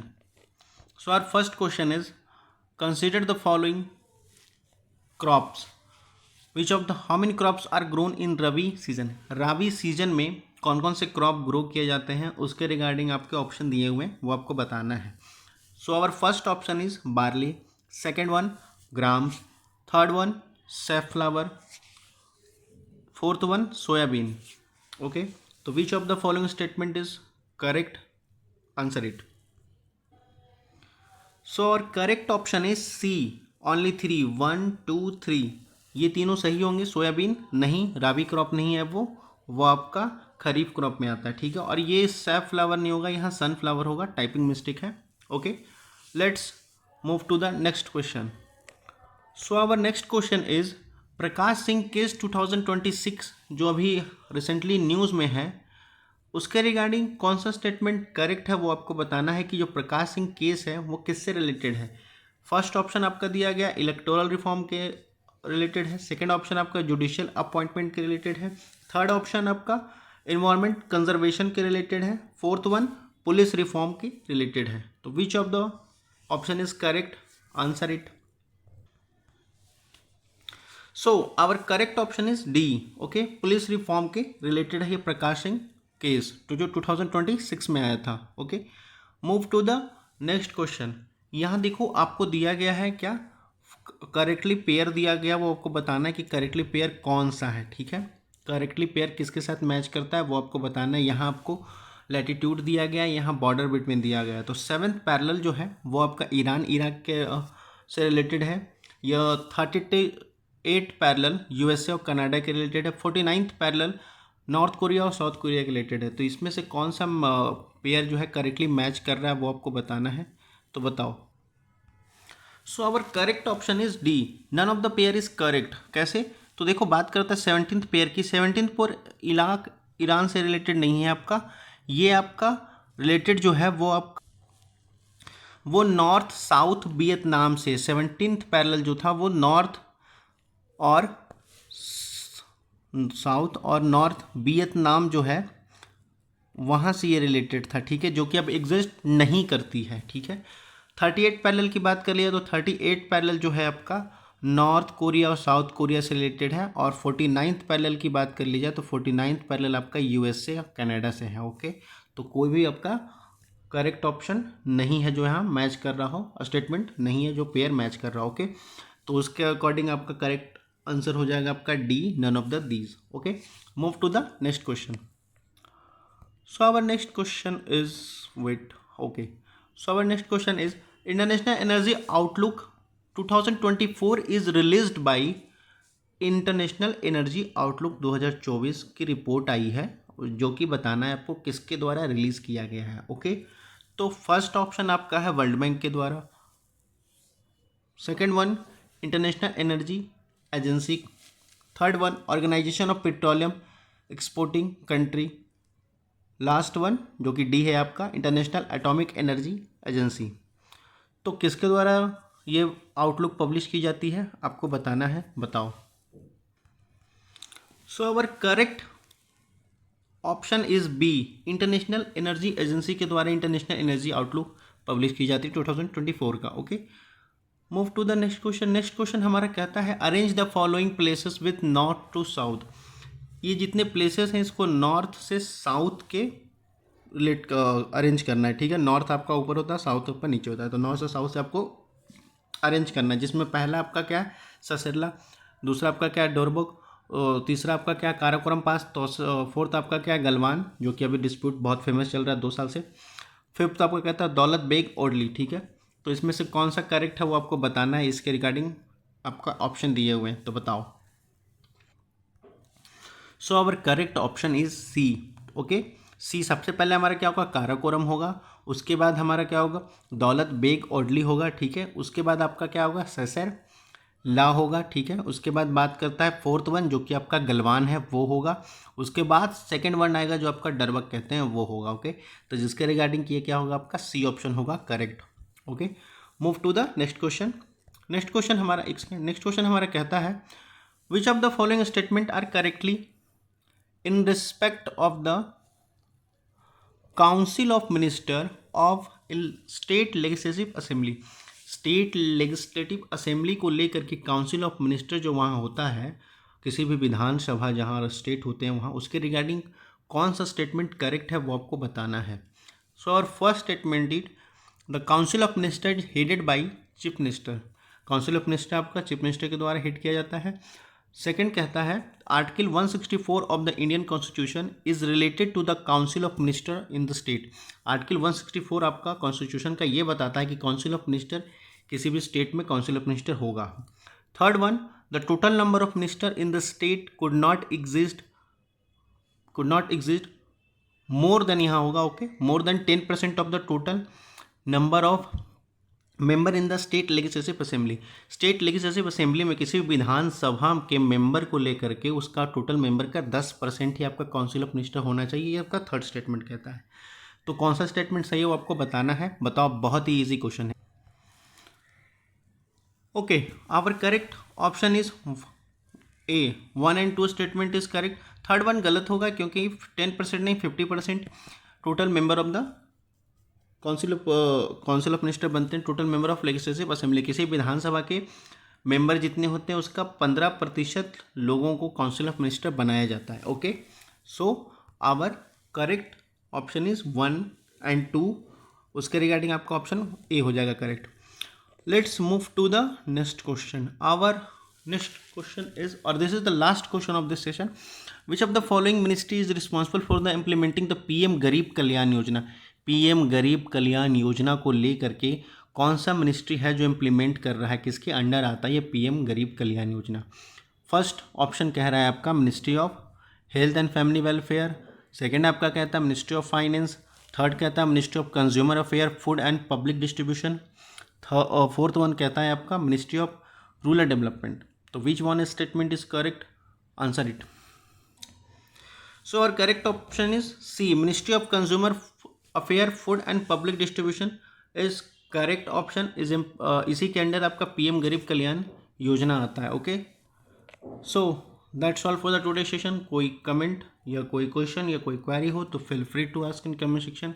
और इसकी पीडीएफ आपको चाहिए तो प्लीज़ टेलीग्राम पे जाइए, डिस्क्रिप्शन में टेलीग्राम का लिंक दे दिया जाएगा, वहाँ आपको इसकी पीडीएफ मिल जाएगी, ओके। थैंक यू, पढ़ते लिखते रहिए, नमस्कार। Hello, good afternoon everyone, welcome to daily current affair MCQ. Today is 18th October 2024. So start from our first question. So our first question is section 6A of Citizenship Act 1955 deal with the provision for the citizenship applies to which of the following state. देखो कहता है कि section 6A का जो citizenship 1955 में आया था उसके रिगार्डिंग जो सिटीजनशिप अप्लाई की गई थी वो कौन कौन से स्टेट में अप्लाई की गई थी वो पूछ रहा है आपसे, ठीक है। So our first option is Jammu and Kashmir, second Punjab, third one Assam, fourth one is Arunachal Pradesh. So which of the following option is correct, answer it. So our correct option is C, Assam. Assam को 1955 सिटीजनशिप एक्ट जो था 6A के regarding, उसमें ये उसके regarding ये उनको citizenship apply किया गया था। वो उनके लिए था कि जो लोग बांग्लादेश से आसाम आए थे, आपका बांग्लादेश से आसाम आए थे 1971 के पहले, उनको ये दिया गया था कि ऑफकोर्स पता है 1971 में क्या हुआ था, बांग्लादेश जो ईस्ट पाकिस्तान के नाम से जाना जाता था वो वहाँ से आज़ाद हो गया था, बांग्लादेश बना था, ठीक है। तो इसके लिए था वो 1971 में ये उसके रिगार्डिंग था कि जो लोग आसाम में आए हैं बांग्लादेश से 1971 के पहले, उनके लिए सिटीजनशिप का रूल था, ठीक है। So move to the next question. So our next question is consider the following statement regarding eddy current in ocean, okay. तो ईडी करंट जो हमारा ओशियन में होता है उसके रिगार्डिंग स्टेटमेंट है और आपको करेक्ट वन ढूंढना है, ठीक है। तो आपका फर्स्ट ऑप्शन जो स्टेटमेंट कहता है वो eddies are smaller and temporary loop of swelling water that can travel along the distance before dissipating. Second one, they transport the heat and nutrition and marine organism over a long distance. ये transport करते हैं heat और nutrients और marine organism को, जो आपको marine जो भी ऑर्गेनिज्म है जो पानी में रह रहे हैं, ठीक है, उनको बहुत ही लॉन्ग डिस्टेंस को पे ट्रांसपोर्ट करते हैं, ठीक है. Third one, eddies contribute to ocean mixing can support a marine ecosystem by upwelling nutrients rich water. So which of the statement is correct? Answer it. So our correct option is C. All of the statement are correct. Okay, 1, 2, 3rd, all of the statement are correct. So move to the next question. So our third question is, consider the following statement regarding National Board of Wildlife. National Board of Wildlife के regarding कौन सा statement correct है वो आपको बताना है. So और first statement is, it is a statutory body established under section 5A of the wild life protection act 1972. ये एक स्टैट्यूटरी बॉडी है जो 5A जो सेक्शन था उसके regarding wild life protection act 1972 के द्वारा इस्टेब्लिश किया गया है. सेकेंड स्टेटमेंट कहता है, it is chaired by the ministry of environment forest climate change. ये किस मिनिस्ट्री के अंदर आता है? इन्वायरमेंट मिनिस्ट्री के अंदर आता है, ठीक है. Third one, the board is responsible for the promotion of conservation and development of wild life forest. जो बोर्ड है यहाँ का वही रिस्पॉन्सिबल है प्रमोशन के लिए और conservation and development of wild life और फॉरेस्ट के लिए. ओके, तो which of the following statement is correct वो आपको बताना है, बताओ. So our correct option is B. Only 2, 1 and 3rd statement are correct, जिसके रिगार्डिंग आपका सही ऑप्शन हो जाएगा ओनली 2, ठीक है. सो सेकंड स्टेटमेंट आपका गलत हो जाएगा. So move to the next question. Wait, okay. So our fourth question and this is the last question of this session. Consider the following statement regarding taxes in India. India में जितने प्रकार के taxes हैं उसके regarding कौन सा statement correct है वो आपको बताना है. सो और first statement is, the share of the indirect tax in the economy greater than 50% of the total tax revenue. Total tax revenue जो होता है उसमें से इनडायरेक्ट टैक्स जो है वो 50% से भी ज़्यादा है. ये आपका पहला स्टेटमेंट कहता है. और second one, the share of the corporate tax is highest among the direct taxes. जो डायरेक्ट टैक्सेस में जो कॉर्पोरेट का शेयर है वो बहुत ही हाईएस्ट है. Third one, Maharashtra is the highest share in the total direct taxes among all the state. Maharashtra बहुत ही highest tax पे कर रहा है बाकी सब स्टेट के रिगार्डिंग. ओके, तो which of the statement is correct? Answer it. So our correct option is A only, ठीक है. और उसके रिगार्डिंग कौन सा स्टेटमेंट करेक्ट होगा? तो आपका थर्ड वन स्टेटमेंट गलत, सॉरी सही है. आपका थर्ड स्टेटमेंट सही है, बाकी फर्स्ट और सेकंड गलत है, रॉन्ग है. Okay, our correct statement is third, जिसके रिगार्डिंग आपका ऑप्शन हो जाएगा only 1. Okay, so that's all for the today session. कोई क्वेश्चन या कोई क्वेरी हो तो feel free to ask in comment section. बाकी पढ़ते लिखते रहिए. धन्यवाद. और इसकी PDF चाहिए तो आपको टेलीग्राम पे मिल जाएगा और टेलीग्राम का लिंक आपको डिस्क्रिप्शन में मिल जाएगा. Okay, thank you. Hello, good afternoon everyone. Today is 21st October 2024. Let's start from our first question. Before we start, sorry for the bad throat. मेरी तबीयत थोड़ी ख़राब है. खैर, we will continue on it. So our first question is, consider the following with reference to UNFCCC, United Nation Framework Convention on Climate Change. United Nation framework convention on climate change के regarding कौन सा statement correct है वो आपको बताना है. तो our first statement is, the primary objective of UNFCCC is to regulate the industrial pollution globally. UNFCCC का जो प्राइमरी ऑब्जेक्टिव है वो क्या है कि रेगुलेट करता है इंडस्ट्रियल पॉल्यूशन को ग्लोबली. ये फर्स्ट स्टेटमेंट कह रहा है. Second statement, Conference of Party meeting take place under the UNFCCC every 2 years. Conference of Party जो COP है वो हर 2 साल पे UNFCCC का होता है. Third one, mandatory emission cut for developing the country is the key principle of UNFCCC. Mandatory होता है to cut the developing country is the key principle of UNFCCC. UNFCCC का जो मैंडेटरी इमिशन कट जो है मतलब जो carbon, जैसे हम लोग कार्बन इमिशन का बात करते हैं तो वैसे ही इमिशन कट मैंडेटरी होता है डेवलपिंग कंट्री को लेकर के। ये यूएनएफसीसी का प्रिंसिपल है। ये कह रहा है आपका third statement. Fourth one, green climate fund GCF operate under the UNFCCC to help the developing country to address the climate change.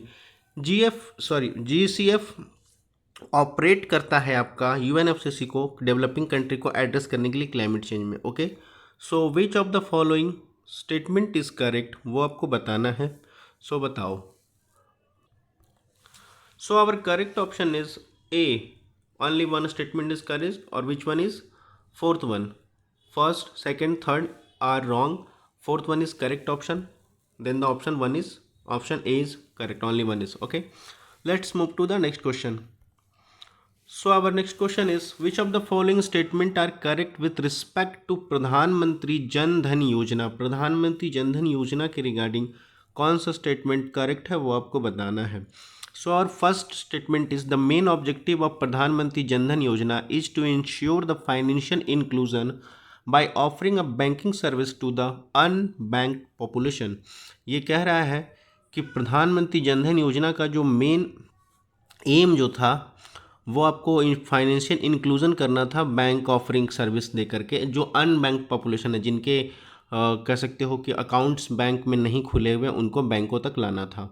Now the second one statement is, the maximum accidental insurance coverage provided to प्रधानमंत्री जन धन योजना account holder is to 2 lakh.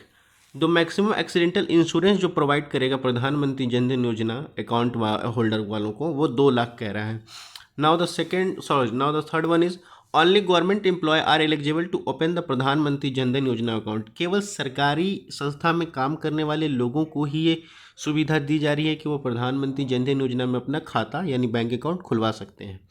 So which of the following statement is correct, वो आपको बताना है। बताओ। So our correct option is A. Okay, first and second statement is correct, third one is wrong. Okay, तो आपका फर्स्ट और second statement correct है कि आपको जो बैंक तक नहीं पहुंचे हैं लोग, जिनके खाता अभी तक बैंक में नहीं खुले हैं, वो प्रधानमंत्री जन धन योजना का एम है कि वो उनको बैंकों तक पहुंचाना है। ठीक है, और फाइनेंशियल एक्सीडेंटल इंश्योरेंस की बात कर ली जाए तो वो 2 लाख अकाउंट होल्डर को दिया जाता है जिनका खाता प्रधानमंत्री जन धन योजना के अकॉर्डिंग खुला हुआ हो। ठीक है, थर्ड वन आपका रॉन्ग इसलिए है क्योंकि ज़रूरी नहीं है प्रधानमंत्री जन धन योजना में, ये ज़रूरी नहीं है कि आप गवर्नमेंट एम्प्लॉय हो, मतलब सरकारी नौकरी कर रहे हों या आप सरकारी किसी संस्था में काम कर रहे हों, ये ज़रूरी नहीं है।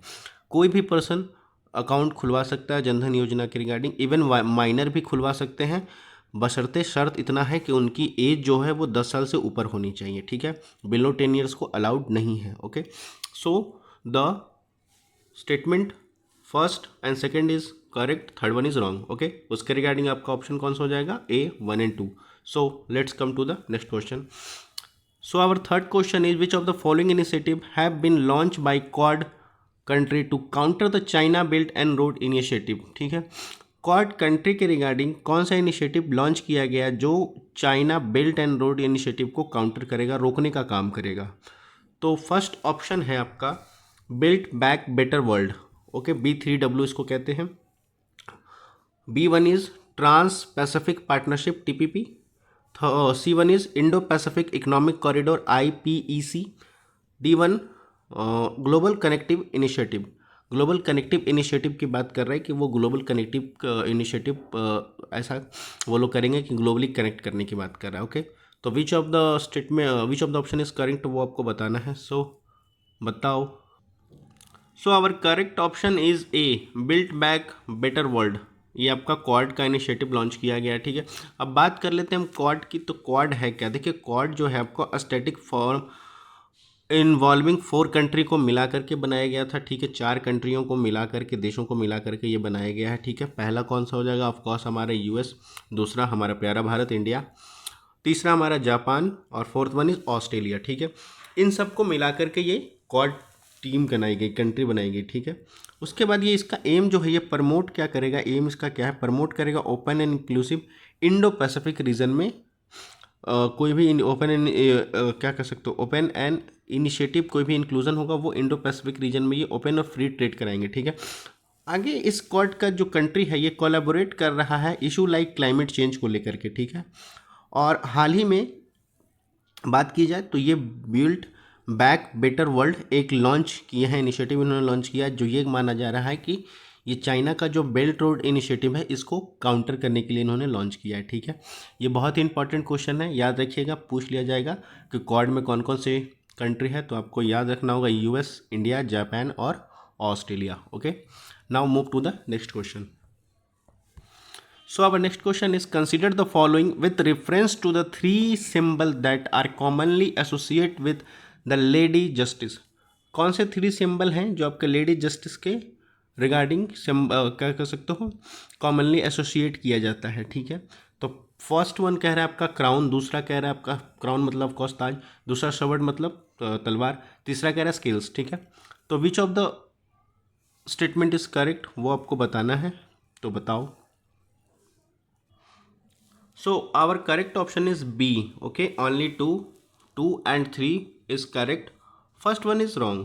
Okay, अब देखो ये लेडी जस्टिस है क्या, तो अभी देखो लेडी जस्टिस की बात कर ली जाए तो ये ऐसा माना जाता है कि मॉडर्न डे में जो लेडी जस्टिस है वो जस्टिस ऑफ गॉडेस की बात करती है रोमन माइथोलॉजी के हिसाब से। ओके, और ये लेडी जस्टिस जो है ये डिपिक्ट करती है blind fold, scales and sword को लेकर के, ठीक है। ये ब्लाइंड फोल्ड यानी अब देखे होंगे कि इंडिया में भी जैसे अभी रिसेंटली न्यूज़ देखने को मिला था कि हमारे जो CJI हैं, chief justice of India supreme court के, तो उन्होंने ये जो हमारा एक लेडी होती है जो ऐसे जस्टिस की एक मूर्ति के सिंबल के रूप में यूज़ करते हैं, उनकी आंखों पे पट्टी लगी रहती है, जो ब्लाइंड फोल्ड या पट्टी हटा दी गई है जस्टिस DY चंद्रचूड़ के द्वारा, ये कहा गया, ठीक है। ओके, आगे ये बात करता है कि ये जो है ये 14th सेंचुरी की बात कर रहा है, और ये जस्टिस जो है आपका ये जो स्केल है वो आपका बैलेंस को रिप्रेजेंट करता है। क्या करता है? बैलेंस को रिप्रेजेंट करता है, याद रखिएगा आपका स्केल जो है, ठीक है। और आपका स्वॉर्ड की बात कर लीजिए तो जो तलवार है वो आपको पावर और अथॉरिटी ऑफ लॉ के बारे में सिग्निफाइज करता है, ठीक है। पावर और अथॉरिटी ऑफ लॉ, कानून का पावर के बारे में आपको सिंबल ये प्रोवाइड कराता है। Okay, so now the correct option is B. Okay, only 2. So that's all for the today's session. Okay, कोई कमेंट या कोई क्वेश्चन हो तो feel free to ask in comment section. बाकी इस PDF की जो PDF चाहिए इसका लिंक आपको टेलीग्राम वाला आपको डिस्क्रिप्शन में दे दिया गया होगा, ठीक है। बाकी पढ़ते लिखते रहिए, धन्यवाद। Hello, good afternoon everyone, welcome to daily current affair MCQ। Today is 22 October 2024। ये हमारा करंट अफेयर MCQ का सेशन चल रहा है। डेली जो भी करंट अफेयर होता है उसके कुछ MCQ आपको दिया जाता है जो कि बहुत इंपॉर्टेंट होता है। Okay, so start from our first question. देखो, जो हमारा पहला क्वेश्चन है वो कह रहा है आपका जेड मो टनल जो है वो कंस्ट्रक्ट किया गया है, कहाँ किया गया है, कौन सा स्टेट में, विच स्टेट में आपको कंस्ट्रक्ट किया गया। पहला ऑप्शन आपका अरुणाचल प्रदेश है, दूसरा ऑप्शन सिक्किम, तीसरा Ladakh, fourth one is Jammu Kashmir. Okay, so which of the statement is correct, बताओ। So our correct option is D, ये जम्मू कश्मीर में बनाया गया है टनल। और बात कर लेते हैं जब टनल की, तो ये टनल जो है आपका श्रीनगर सोनम मार्ग हाईवे जो है वहाँ बनाया गया है। ओके, और ये जो टनल है आपका 6.4 किलोमीटर टनल कनेक्ट करता है आपका सोनम मार्ग हेल्थ रिजॉर्ट को कंगन टाउन इन सेंट्रल कश्मीर, जो कि आपका गंधेरबल डिस्ट्रिक्ट है, ठीक है, जहाँ अभी रिसेंटली हाल ही में टेररिस्ट अटैक हुआ है। ओके, अब ये टनल जो है ये ऑल वेदर कनेक्टिविटी को प्रोवाइड करता है, और ये फेमस टूरिस्ट डेस्टिनेशन है आपका श्रीनगर लेह हाईवे पे। ओके, जहाँ आपका अभी हाल ही में टेररिस्ट अटैक में एक हम शायद जहाँ तक मुझे मालूम है, if I am not wrong, तो एक हमारे सोल्जर की डेथ हुई है। Okay, so correct option is D. Now move to the next question. Consider the following statement regarding the caenorhabditis elegans C elegans. तो इसका रिगार्डिंग कौन सा स्टेटमेंट करेक्ट है वो आपको बताना है। फर्स्ट स्टेटमेंट कहता है ये non parasitic free living nematodes है, जो कि कॉमनली आपका कहाँ पाया जाता है, आपका मिट्टी में, सॉइल में पाया जाता है, ठीक है। सेकेंड कहता है स्टेटमेंट आपका it is not pathogenic and it is used frequently in biological research as a model of organism. ये आपका पैथोजेनिक नहीं है और ये फ्रिक्वेंटली यूज़ किया जाता है बायोलॉजिकल रिसर्च के तौर पर, ठीक है, एज ए मॉडल ऑर्गेनिज्म के तौर पर, ठीक है। तो which of the following statement is correct वो आपको बताना है, so answer it. So our correct option is C, both 1 and 2 are correct. ठीक है, बात करते हैं ये नॉन पैरासिटिक है, तो नॉन पैरासिटिक तो है ही, एक सेकेंड 1 मिनट, हाँ ये नॉन पैरासिटिक तो है ही। और आगे बात करता है ये बायोलॉजिकल रिसर्च में यूज़ की जाती है, और इससे जो आपका does not cause disease in humans, ठीक है, इससे कोई बीमारी नहीं होती है मानव लोगों में, मनुष्य में ये, लेकिन नॉन पैरासिटिक है और ये नेमाटोड्स है, ठीक है, जो कि आपका मिट्टी में पाया जाता है। Okay, now move to the next question. So our next question is consider the following statement regarding the graded response action plan. GRAP, graded response action plan के रिगार्डिंग कौन सा स्टेटमेंट करेक्ट है वो आपको बताना है। तो देखो, बात करता है कि जो ग्रेडेड का रिस्पॉन्स एक्शन प्लान जो है, इसमें जो पहला स्टेटमेंट आपका कह रहा है इस क्वेश्चन को लेकर के कि ये फ्रेमवर्क है जो कि टैकल करता है एयर पॉल्यूशन को दिल्ली और नेशनल कैपिटल रीजन में, यानी दिल्ली और NCR में। ओके, जो हमारा पॉल्यूशन बढ़ता है जब दिल्ली और NCR में आपका फेस्टिवल के टाइम पर, और बेसिकली मेनली बात कर लीजिए तो आपका दिवालियों के पास, तो उसके रिगार्डिंग ये फ्रेमवर्क है जो कि आपका टैकल करता है एयर पॉल्यूशन को। Now the second statement is जो GRAP implement only during the winter month when the air pollution level is Delhi in save, जब एयर पॉल्यूशन दिल्ली में बहुत ही सीवर हो जाता है तो उस टाइम पर क्या होता है कि ये विंटर मंथ में बेसिकली ये इम्प्लीमेंट किया जाता है, ये कह रहा है। थर्ड वन कहता है it's prescribe a set of action based on air quality category, ये एयर क्वालिटी कैटेगरी के बेस्ड पर एक सेट ऑफ एक्शन बनाता है, ठीक है, जो रेंज करता है moderate to severe. Okay, air pollution level को बताता है कि मॉडरेट है या डेंजर है या मोस्ट डेंजर है, ऐसे एक लेवल बताता है। ओके, तो which of the statement is correct वो आपको बताना है, सो बताओ। So our correct option is B, only two statement 1 and 3 is correct, B1 second one is wrong. Okay, बात करता है ये GRAP की बात कर ली जाए तो ये आपका फ्रेमवर्क है जो टैकल करता है एयर पॉल्यूशन को दिल्ली और NCR में। ये प्रिस्क्राइब करता है set of action based on the air quality category ranging from moderate to severe pollution. Of course वो लेवल बताता है सेवर टू मॉडरेट, जो आपका थोड़ा कम उससे ज़्यादा ये जैसा लेवल होता है उससे बताता है पॉल्यूशन लेवल को, ठीक है। ये इंप्लीमेंट किया जाता है through out any time during the year, पूरे साल होता है, ऐसा नहीं कि ये विंटर में होता है, नहीं, ये पूरे साल होता है, ठीक है। ओके, चाहे वो विंटर हो, चाहे समर हो, चाहे मानसून सीजन हो। ओके, ये दिल्ली और दिल्ली NCR में होता है। Okay, now move to the next question. This is the last question of this session. Consider the following country, और इस कंट्री को बताना है, इस सारे कंट्रियों में से कि which of the country are the member of Shanghai corporation organisation. Shanghai corporation organisation SCO summit जो अभी रिसेंटली हुआ था, इसमें आपको बताना है कि SCO में कौन कौन से मेंबर हैं वो आपको बताना है, ठीक है। तो पहला आपका कहता है कजाकिस्तान, दूसरा कहता है क्रिग रिपब्लिक, तीसरा कहता है आपका Iran, fourth one is Turkmenistan. तो which of the following statement is correct वो आपको बताना है। So our correct option is C, only 3, 1, 2, 3, यानी कजाकिस्तान, किर्गिज रिपब्लिक और Iran. Okay, fourth one is wrong, ये तुर्कमेनिस्तान SCO का पार्ट नहीं है। ओके, अब बात कर लेते हैं SCO की। तो SCO देखो हमारा परमानेंट इंटर गवर्नमेंटल ऑर्गेनाइजेशन है जो कि आपका 15 जून 2021 पे ये इस्टेब्लिश की गई थी, और ये इसका नाम जो रखा गया था शंघाई रखा गया। और किसके द्वारा रखा गया था आपको, तो कजाकिस्तान, रिपब्लिक ऑफ चाइना और रशिया की बात कर ली जाए, किर्गिज रिपब्लिक की बात कर ली जाए, और तजिकिस्तान मेंबर है आपका, उज्बेकिस्तान मेंबर है। तो ये 5 कंट्री मिलकर के आपका SCO बनाए थे। ओके, और उसके बाद लोग जुड़ते गए, मेंबर बनता गया, और अभी बात कर लीजिए प्रेजेंटली तो SCO के पास, शंघाई कॉरपोरेशन ऑर्गेनाइजेशन के पास 9 मेंबर है टोटल, ठीक है। पहला हमारा प्यारा भारत, इंडिया, दूसरा आपका ईरान, तीसरा कजाकिस्तान, चौथा चाइना, पाँचवा आपका बात कर लीजिए किर्गिज रिपब्लिक, और छठे की बात कर लीजिए तो पाकिस्तान, और उसके बाद रशिया, ठीक है, उसके बाद तजिकिस्तान, और 9th one is Uzbekistan. Okay, तो ये टोटल मेंबर हैं SCO के, ठीक है। बाकी इस सेशन को यहीं तक रखते हैं, ठीक है। अगर आपको इसका PDF चाहिए तो डिस्क्रिप्शन में टेलीग्राम लिंक होगा, वहाँ जाइए, वहाँ आपको टेलीग्राम पे इसकी PDF मिल जाएगी। ओके, और कोई क्वेश्चन या क्वेरी हो तो feel free to ask in comment section. बाकी पढ़ते लिखते रहिए, धन्यवाद। Hello everyone, welcome to daily current affair MCQ। Today is 23 October 2024। Start करते अपने पहले क्वेश्चन से।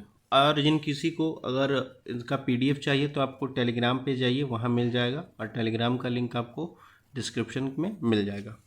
Okay, so our first question is consider the following statement with reference to the act east policy. Act east policy recently news में था, तो उसके regarding कौन सा स्टेटमेंट करेक्ट है वो आपको बताना है। So our first option statement is the act east policy primarily focus on military alliance. जो हमारा एक्ट ईस्ट पॉलिसी है, क्या वो मिलिट्री अलाइंस पे फोकस करता है? Second statement, defence development, diplomacy, disaster management are the 4 pillar of the act east policy. जो act east policy है उसके क्या D4 पिलर्स हैं, वो कौन कौन से कहा जा रहा है? तो डिफेंस, डेवलपमेंट, डिप्लोमेसी और disaster management. Okay, now the third statement is a major challenges in the implementation of act east policy is the lack of cultural exchange. जो मेजर चैलेंजेस है इम्प्लीमेंट करने के लिए एक्ट ईस्ट पॉलिसी को, वो बहुत ही cultural exchange का जो लैक है ना, वो मतलब कल्चर एक्सचेंज के लिए एक दूसरे कल्चर एक्सचेंज बहुत कम है। ये आपका थर्ड स्टेटमेंट कह रहा है। Fourth one is golden quadrilateral initiative aims to enhance the connectivity between the east and south east Asia through this policy. Global quadrilateral initiative जो एम है वो कनेक्ट करेगा आपका साउथ ईस्ट एशिया और India के बीच में इस पॉलिसी के द्वारा। ये आपका कह रहा है फोर्थ वन। तो इस स्टेटमेंट के रिगार्डिंग कौन सा ऑप्शन आपका करेक्ट होगा वो आपको बताना है, तो बताओ। So our correct option is D, none of the statements is correct. Okay, देखो बात करता है एक्ट ईस्ट पॉलिसी की, तो देखो एक्ट ईस्ट पॉलिसी जो था हमारा 2014 में आया था, ठीक है। और 2014 में आने के बाद जो इसका 4 पिलर की बात करी जाए तो 4 पिलर हमारा D4 नहीं था, C4 था। ओके, जिसमें C4 में आपका कॉमर्स आ गया, कनेक्टिविटी आ गई, देखो कॉमर्स आ गया, कनेक्टिविटी आ गई, कल्चरल आ गया, आपका कैपेसिटी बिल्डिंग आ गई। ओके, तो ये C4 होता है, ना कि D4। ओके, और आगे बात करता है कि ये क्या करता है, आपका पॉलिटिकल और इकोनॉमिक फैक्टर को रेदर एक्सचेंज करता है। ओके, और ये इनिशिएटिव जो है वो India, Myanmar, Thailand trial lateral highway को डिज़ाइन करेगा, ना कि इंडिया ऑस्ट्रेलिया के द्वारा, ठीक है। साउथ ईस्ट के द्वारा ऐसा नहीं होगा। ये इंडिया, म्यांमार, थाईलैंड और का ट्राइलेटरल हाईवे बनाने की बात कर रहा है इसमें एक्ट ईस्ट पॉलिसी के द्वारा। Okay, so the now correct option is D, none of the statements correct. Now move to the next question. So which of the following statement are correct in respect to दंत कराने, ठीक है। Okay, तो now the first statement पूछ रहा है आपका कि कौन सा स्टेटमेंट करेक्ट होगा धंधा कराने के रिगार्डिंग, ठीक है। तो फर्स्ट स्टेटमेंट कहता है धंधा कराने has been since century associated with industrial mining. धंधा कराने जो है वो आपको बहुत सालों से इंडस्ट्रियल माइनिंग में एसोसिएटेड है, उससे रिलेटेड है। ओके, सेकेंड स्टेटमेंट कहता है धंधा कराने include the part of Chhattisgarh, Orissa, Telangana, Andhra Pradesh, Maharashtra. धंधा कराने जो पार्ट है वो इंक्लूड करता है आपका छत्तीसगढ़, उड़ीसा, महाराष्ट्र, तेलंगाना और आंध्र प्रदेश को। ओके, थर्ड वन, धंधा कराने is known for its significant population for tribal community. धंधा कराने जो है वो आपको सिग्निफिकेंट पॉपुलेशन, ट्राइबल कम्युनिटी के सिग्निफिकेंट एक ट्राइबल कम्युनिटी के पॉपुलेशन को लेकर के बात की जाती है, ये बता रहा है, ठीक है। तो कौन सा स्टेटमेंट करेक्ट होगा धंधा कराने को लेकर के, ये आपको बताना है, तो बताओ। So our correct option is B, 2 and 3 are correct. Okay, देखो बात क्या करता है 2 और 3 का, धंधा कराने जो है बेसिकली ये जो ट्राइबल कम्युनिटी थी ना उसको एक उसके पॉपुलेशन को रिप्रेजेंट कर रहा है ये धंधा कराने, ठीक है। जैसे ट्राइबल कम्युनिटी में आपको पता होगा गोंड जो ट्राइबल कम्युनिटी है, और भी जो वेरियस कम्युनिटी होती है उसको रिप्रेजेंट करता है दंड कराने, ठीक है। और वो दंड कराने उसको कहते हैं जो छत्तीसगढ़, उड़ीसा, तेलंगाना, आंध्र प्रदेश और महाराष्ट्र के इलाकों में रहते हैं। ओके, और बात कर ली जाए कि दंड कराने की आगे, तो देखो दंड कराने जो रिसेंटली न्यूज़ में था वो आपको माओइस्ट इंसर्जेंसी और सिग्निफिकेंट ट्राइबल कम्युनिटी को लेकर के एसोसिएट था, ठीक है, ना कि इंडस्ट्रियल माइनिंग को लेकर के। Okay, so our correct option is 2 and 3, उसके रिगार्डिंग ऑप्शन आपका बी हो जाएगा। Okay, now move to the third question. Third question हमारा कहता है which of the following is not a valid reason for holding a by election. कौन सा valid reason नहीं है बाई इलेक्शन को होल्ड करने का। ओके, फर्स्ट कहता है ए, रेजिग्नेशन ऑफ इलेक्टेड रिप्रेजेंटेटिव, इस्तीफा किसी इलेक्टेड रिप्रेजेंटेटिव का। बी आपका कहता है a candidate narrowly losing a election, candidate जो है नैरोली इलेक्शन हार जाता है। सी कह रहा है डेथ ऑफ इलेक्टेड रिप्रेजेंटेटिव का डेथ हो जाना। डी कहता है डिस्क्वालिफिकेशन ऑफ इलेक्टेड रिप्रेजेंटेटिव का डिस्क्वालिफाइड हो जाना। तो which of the following reason is correct, not valid reason for holding a by election. Not valid reason पूछ रहा है, ध्यान देना इस क्वेश्चन को। देखो तो उसके रिगार्डिंग हमारा सही आंसर कौन हो जाएगा, बी हो जाएगा। Okay, a candidate narrowly losing election. देखिए ये जो पूछ रहा होगा ध्यान से देखना, एक नॉट अ वैलिड रीजन पूछ रहा था, यानी बेसिकली आपको इनकरेक्ट बताना था। तो ऑफकोर्स रेजिग्नेशन देने इलेक्टेड रिप्रेजेंटेटिव का कोई अगर रिज़ाइन कर देगा किसी भी एक अपने कॉन्स्टिट्यूंसी से, सपोज करो कि कोई लोकसभा क्षेत्र है, कोई विधानसभा क्षेत्र है, वहाँ के अगर रिप्रेजेंटेटिव ने रिज़ाइन कर दिया है तो ऑफकोर्स इलेक्शन होगा, उसको बाई इलेक्शन कहेंगे। और बाई इलेक्शन हमारा एक स्पेशल टाइप ऑफ इलेक्शन होता है, ठीक है, कि जो कि उसी पर्टिकुलर एरिया में चुनाव होगा। ओके, तो ये फर्स्ट स्टेटमेंट करेक्ट हो जाएगा, ये वैलिड रीजन है आपका। और सी आपका कहता है कि ये death of the elected representative, किसी इलेक्टेड रिप्रेजेंटेटिव का अगर मृत्यु हो जाती है, डेथ कर जाते हैं वो, तो ऑफकोर्स उसी पार्टिकुलर जगह पर सिर्फ और सिर्फ इलेक्शन होगा, ठीक है। तो ये भी आपका करेक्ट हो जाएगा, वैलिड हो जाएगा। और डी कहता है डिस्क्वालिफिकेशन ऑफ इलेक्टेड रिप्रेजेंटेटिव, किसी इलेक्टेड रिप्रेजेंटेटिव को डिस्क्वालीफाई कर जाता है तो वहाँ भी चुनाव होने के आसार होते हैं, ठीक है। तो उसके रिगार्डिंग ये तीनों वैलिड रीजन है। तो हमें नॉन वैलिड रीजन पूछा था, तो नॉट अ वैलिड रीजन हमारा बी हो जाएगा। ओके, तो आपका सही ऑप्शन हो जाएगा B. Okay, now move to the next question. So our next question is consider the following with reference to the country that are includes as the new member of BRICS। कौन है जो new member बना है BRICS का, वो आपको बताना है। ओके, फर्स्ट है आपका सूडान, सेकंड है आपका सऊदी अरेबिया, थर्ड है आपका अल्जीरिया, फोर्थ है आपका इराक। तो इनमें से कौन है जो न्यू मेंबर बना है आपका ब्रिक्स का। ओके, तो बताओ। So our correct option is D. None of the country is became the member of BRICS. So became the member of BRICS, हमारा member इस पर कौन बना है ब्रिक्स का। तो देखो पहले तो ब्रिक्स की बात कर ली जाए तो ब्रिक्स है क्या। तो ब्रिक्स में देखो ब्रिक्स जो इस बार होस्ट किया गया था, ऑफकोर्स वो रशिया में होस्ट किया गया था, ठीक है। अब न्यू मेंबर जो ब्रिक्स के बने हैं वो इजिप्ट बना है, इथोपिया बना है, ईरान बना है और UAE बना है, यूनाइटेड अरब अमीरेट्स। ओके, तो ये सारे कंट्री बने हैं, याद रखिएगा, बहुत इंपॉर्टेंट हो जाएगा, एग्जाम पर्सपेक्टिव से पूछ लिया जाएगा, क्योंकि इस बार सबमिट हुई है और सबमिट होने में रशिया में सबमिट हुई थी, जो कि वहाँ रशिया यूक्रेन कॉन्फ्लिक्ट चल रहा है 2 साल से। ओके, तो आपका करेक्ट ऑप्शन डी हो जाएगा। Now move to the next question. So this is the last question of this session. Consider the following with reference to the international monetary fund, IMF के रिगार्डिंग कौन सा statement correct है वो आपको बताना है। सो और first statement is the function of IMF is to facilitate the international trade and ensure the exchange rate stability. Function हमारा जो IMF का है वो फैसिलिटेट करता है इंटरनेशनल ट्रेड को, इंश्योर करता है एक्सचेंज रेट स्टेबिलिटी को। ओके, ये इंटरनेशनल ट्रेड जो हम करते हैं, एक दूसरे से, एक कंट्री से दूसरे कंट्री हमारा ट्रेड होता है, उसको इंश्योर करता है, उसको फैसिलिटी और स्टेबिलिटी प्रोवाइड कराता है। ओके, सेकंड आपका कहता है कि the headquarter of IMF is located in New York. IMF का जो हेडक्वार्टर है वो न्यूयॉर्क में लोकेटेड है। थर्ड कहता है as of 2024 there are total number of 185 member country. IMF में टोटल मेंबर कंट्री जो है वो 185 है, 2024 तक की बात कर रहा है। फोर्थ कहता है United state hold the largest voting share in the IMF। United state जो सबसे लार्जेस्ट वोटिंग शेयर करता है IMF में। तो कौन सा स्टेटमेंट करेक्ट है वो आपको बताना है, बताओ। So our correct option is B, only 2 is correct, ठीक है। कौन कौन सा करेक्ट होगा आपको, आपका जो करेक्ट हो जाएगा वो हो जाएगा 1 और 4 हो जाएगा, ठीक है।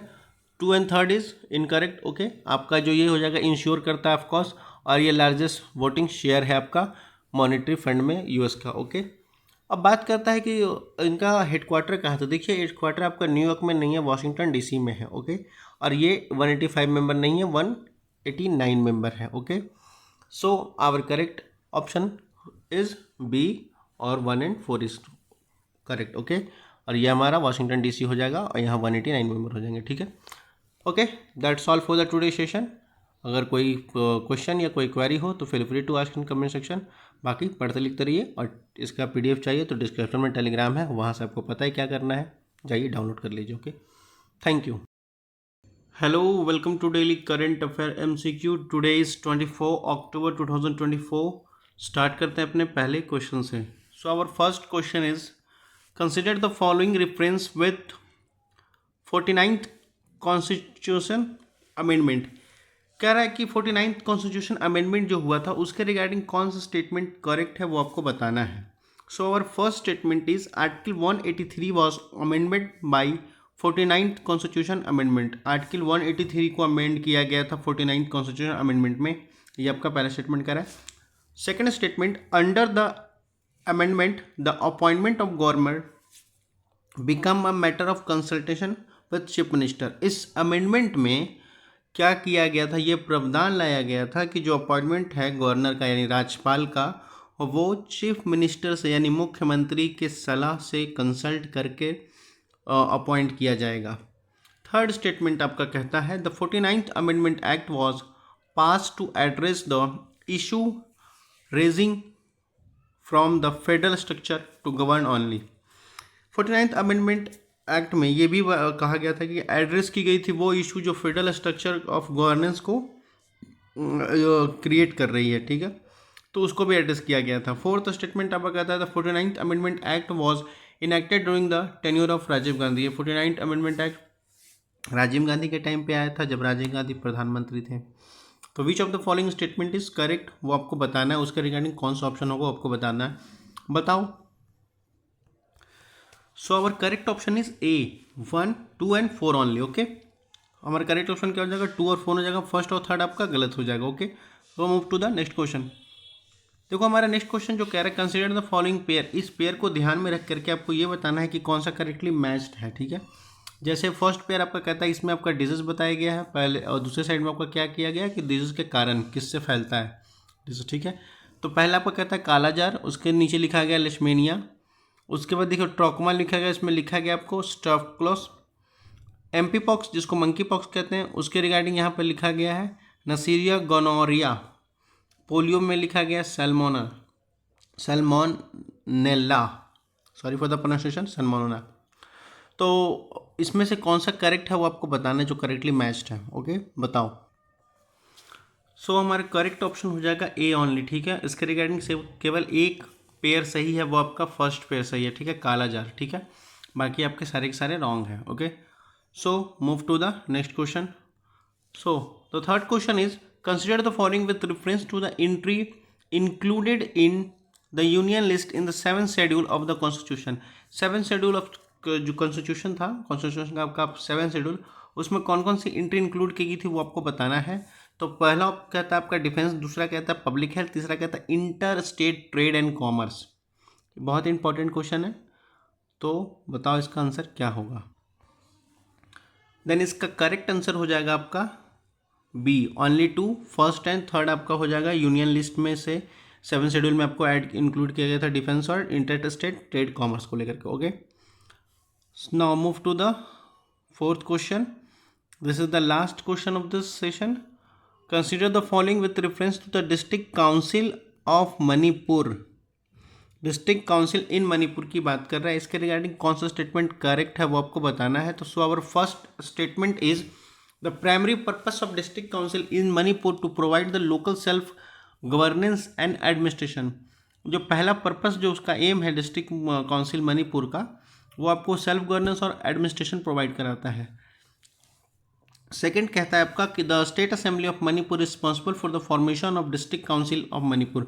स्टेट असेंबली मणिपुर के वो रिस्पॉन्सिबल है डिस्ट्रिक्ट काउंसिल ऑफ मणिपुर बनाने के लिए।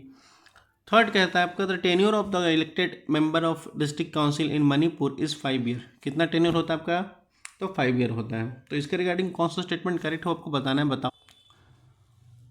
देखो इसके रिगार्डिंग आपका करेक्ट स्टेटमेंट सी हो जाएगा, ठीक है, यानी आपका सारे के सारे स्टेटमेंट करेक्ट है, ठीक है। रिसेंटली ये न्यूज़ में था, वहाँ बनाया गया district council in Manipur, okay. So that's all for the today session. आपको कोई क्वेश्चन या कोई क्वेरी हो तो feel free to ask in comment section. बाकी पढ़ते लिखते रहिए, धन्यवाद। Hello, good afternoon, welcome to daily current affair MCQ। Today is 25 October 2024। Start करते हैं अपने पहले क्वेश्चन से। So our first question is कौन of the uncertainty is associated which of the following event. अभी देखो, कौन ऑफ अनसर्टेनिटी रिसेंटली न्यूज़ में था, तो ये किससे एसोसिएट है, किससे रिलेट है ये टॉपिक, वो आपको बताना है। तो आपका पहला ऑप्शन कहता है अर्थक्वेक, दूसरा volcano eruption, C flood, D cyclone. So which of the following option is correct answer.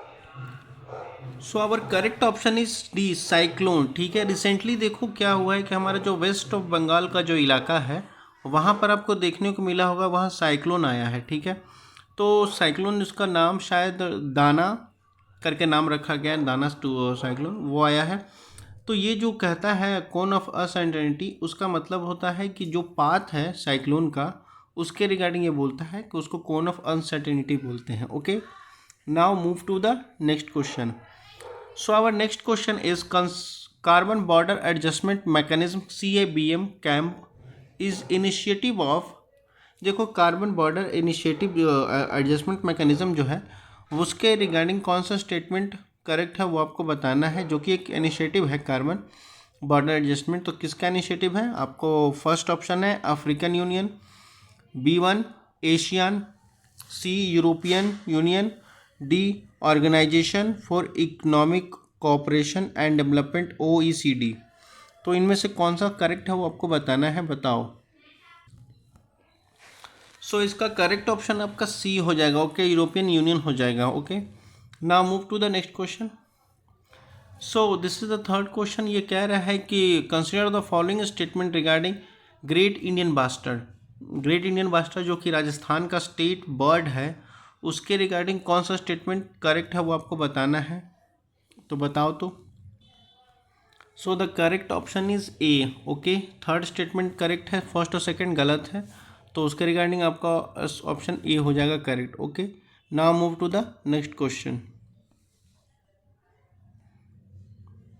देखो, ये हमारा जो नेक्स्ट क्वेश्चन है वो पूछ रहा है consider the following statement regarding Indian flap shell turtle. Indian में जो भी रिसेंटली न्यूज़ में देखने को मिला था फ्लैप शेल टर्टल को लेकर के, तो कौन सा स्टेटमेंट करेक्ट है वो आपको बताना है, तो बताओ तो। So the correct option is C, both 1 and 2 statement is correct, okay. Flap shape turtle ये कॉमनली आपको फाउंड किया जाता है साउथ एशिया में, ओके, और ये IUCN लिस्ट में क्या है, वनरेबल है, ठीक है। तो now that's all for the today session. आपको अगर कोई क्वेश्चन या कोई क्वेरी हो तो feel free to ask in comment section, ठीक है। बाकी पढ़ते लिखते रहिए, धन्यवाद।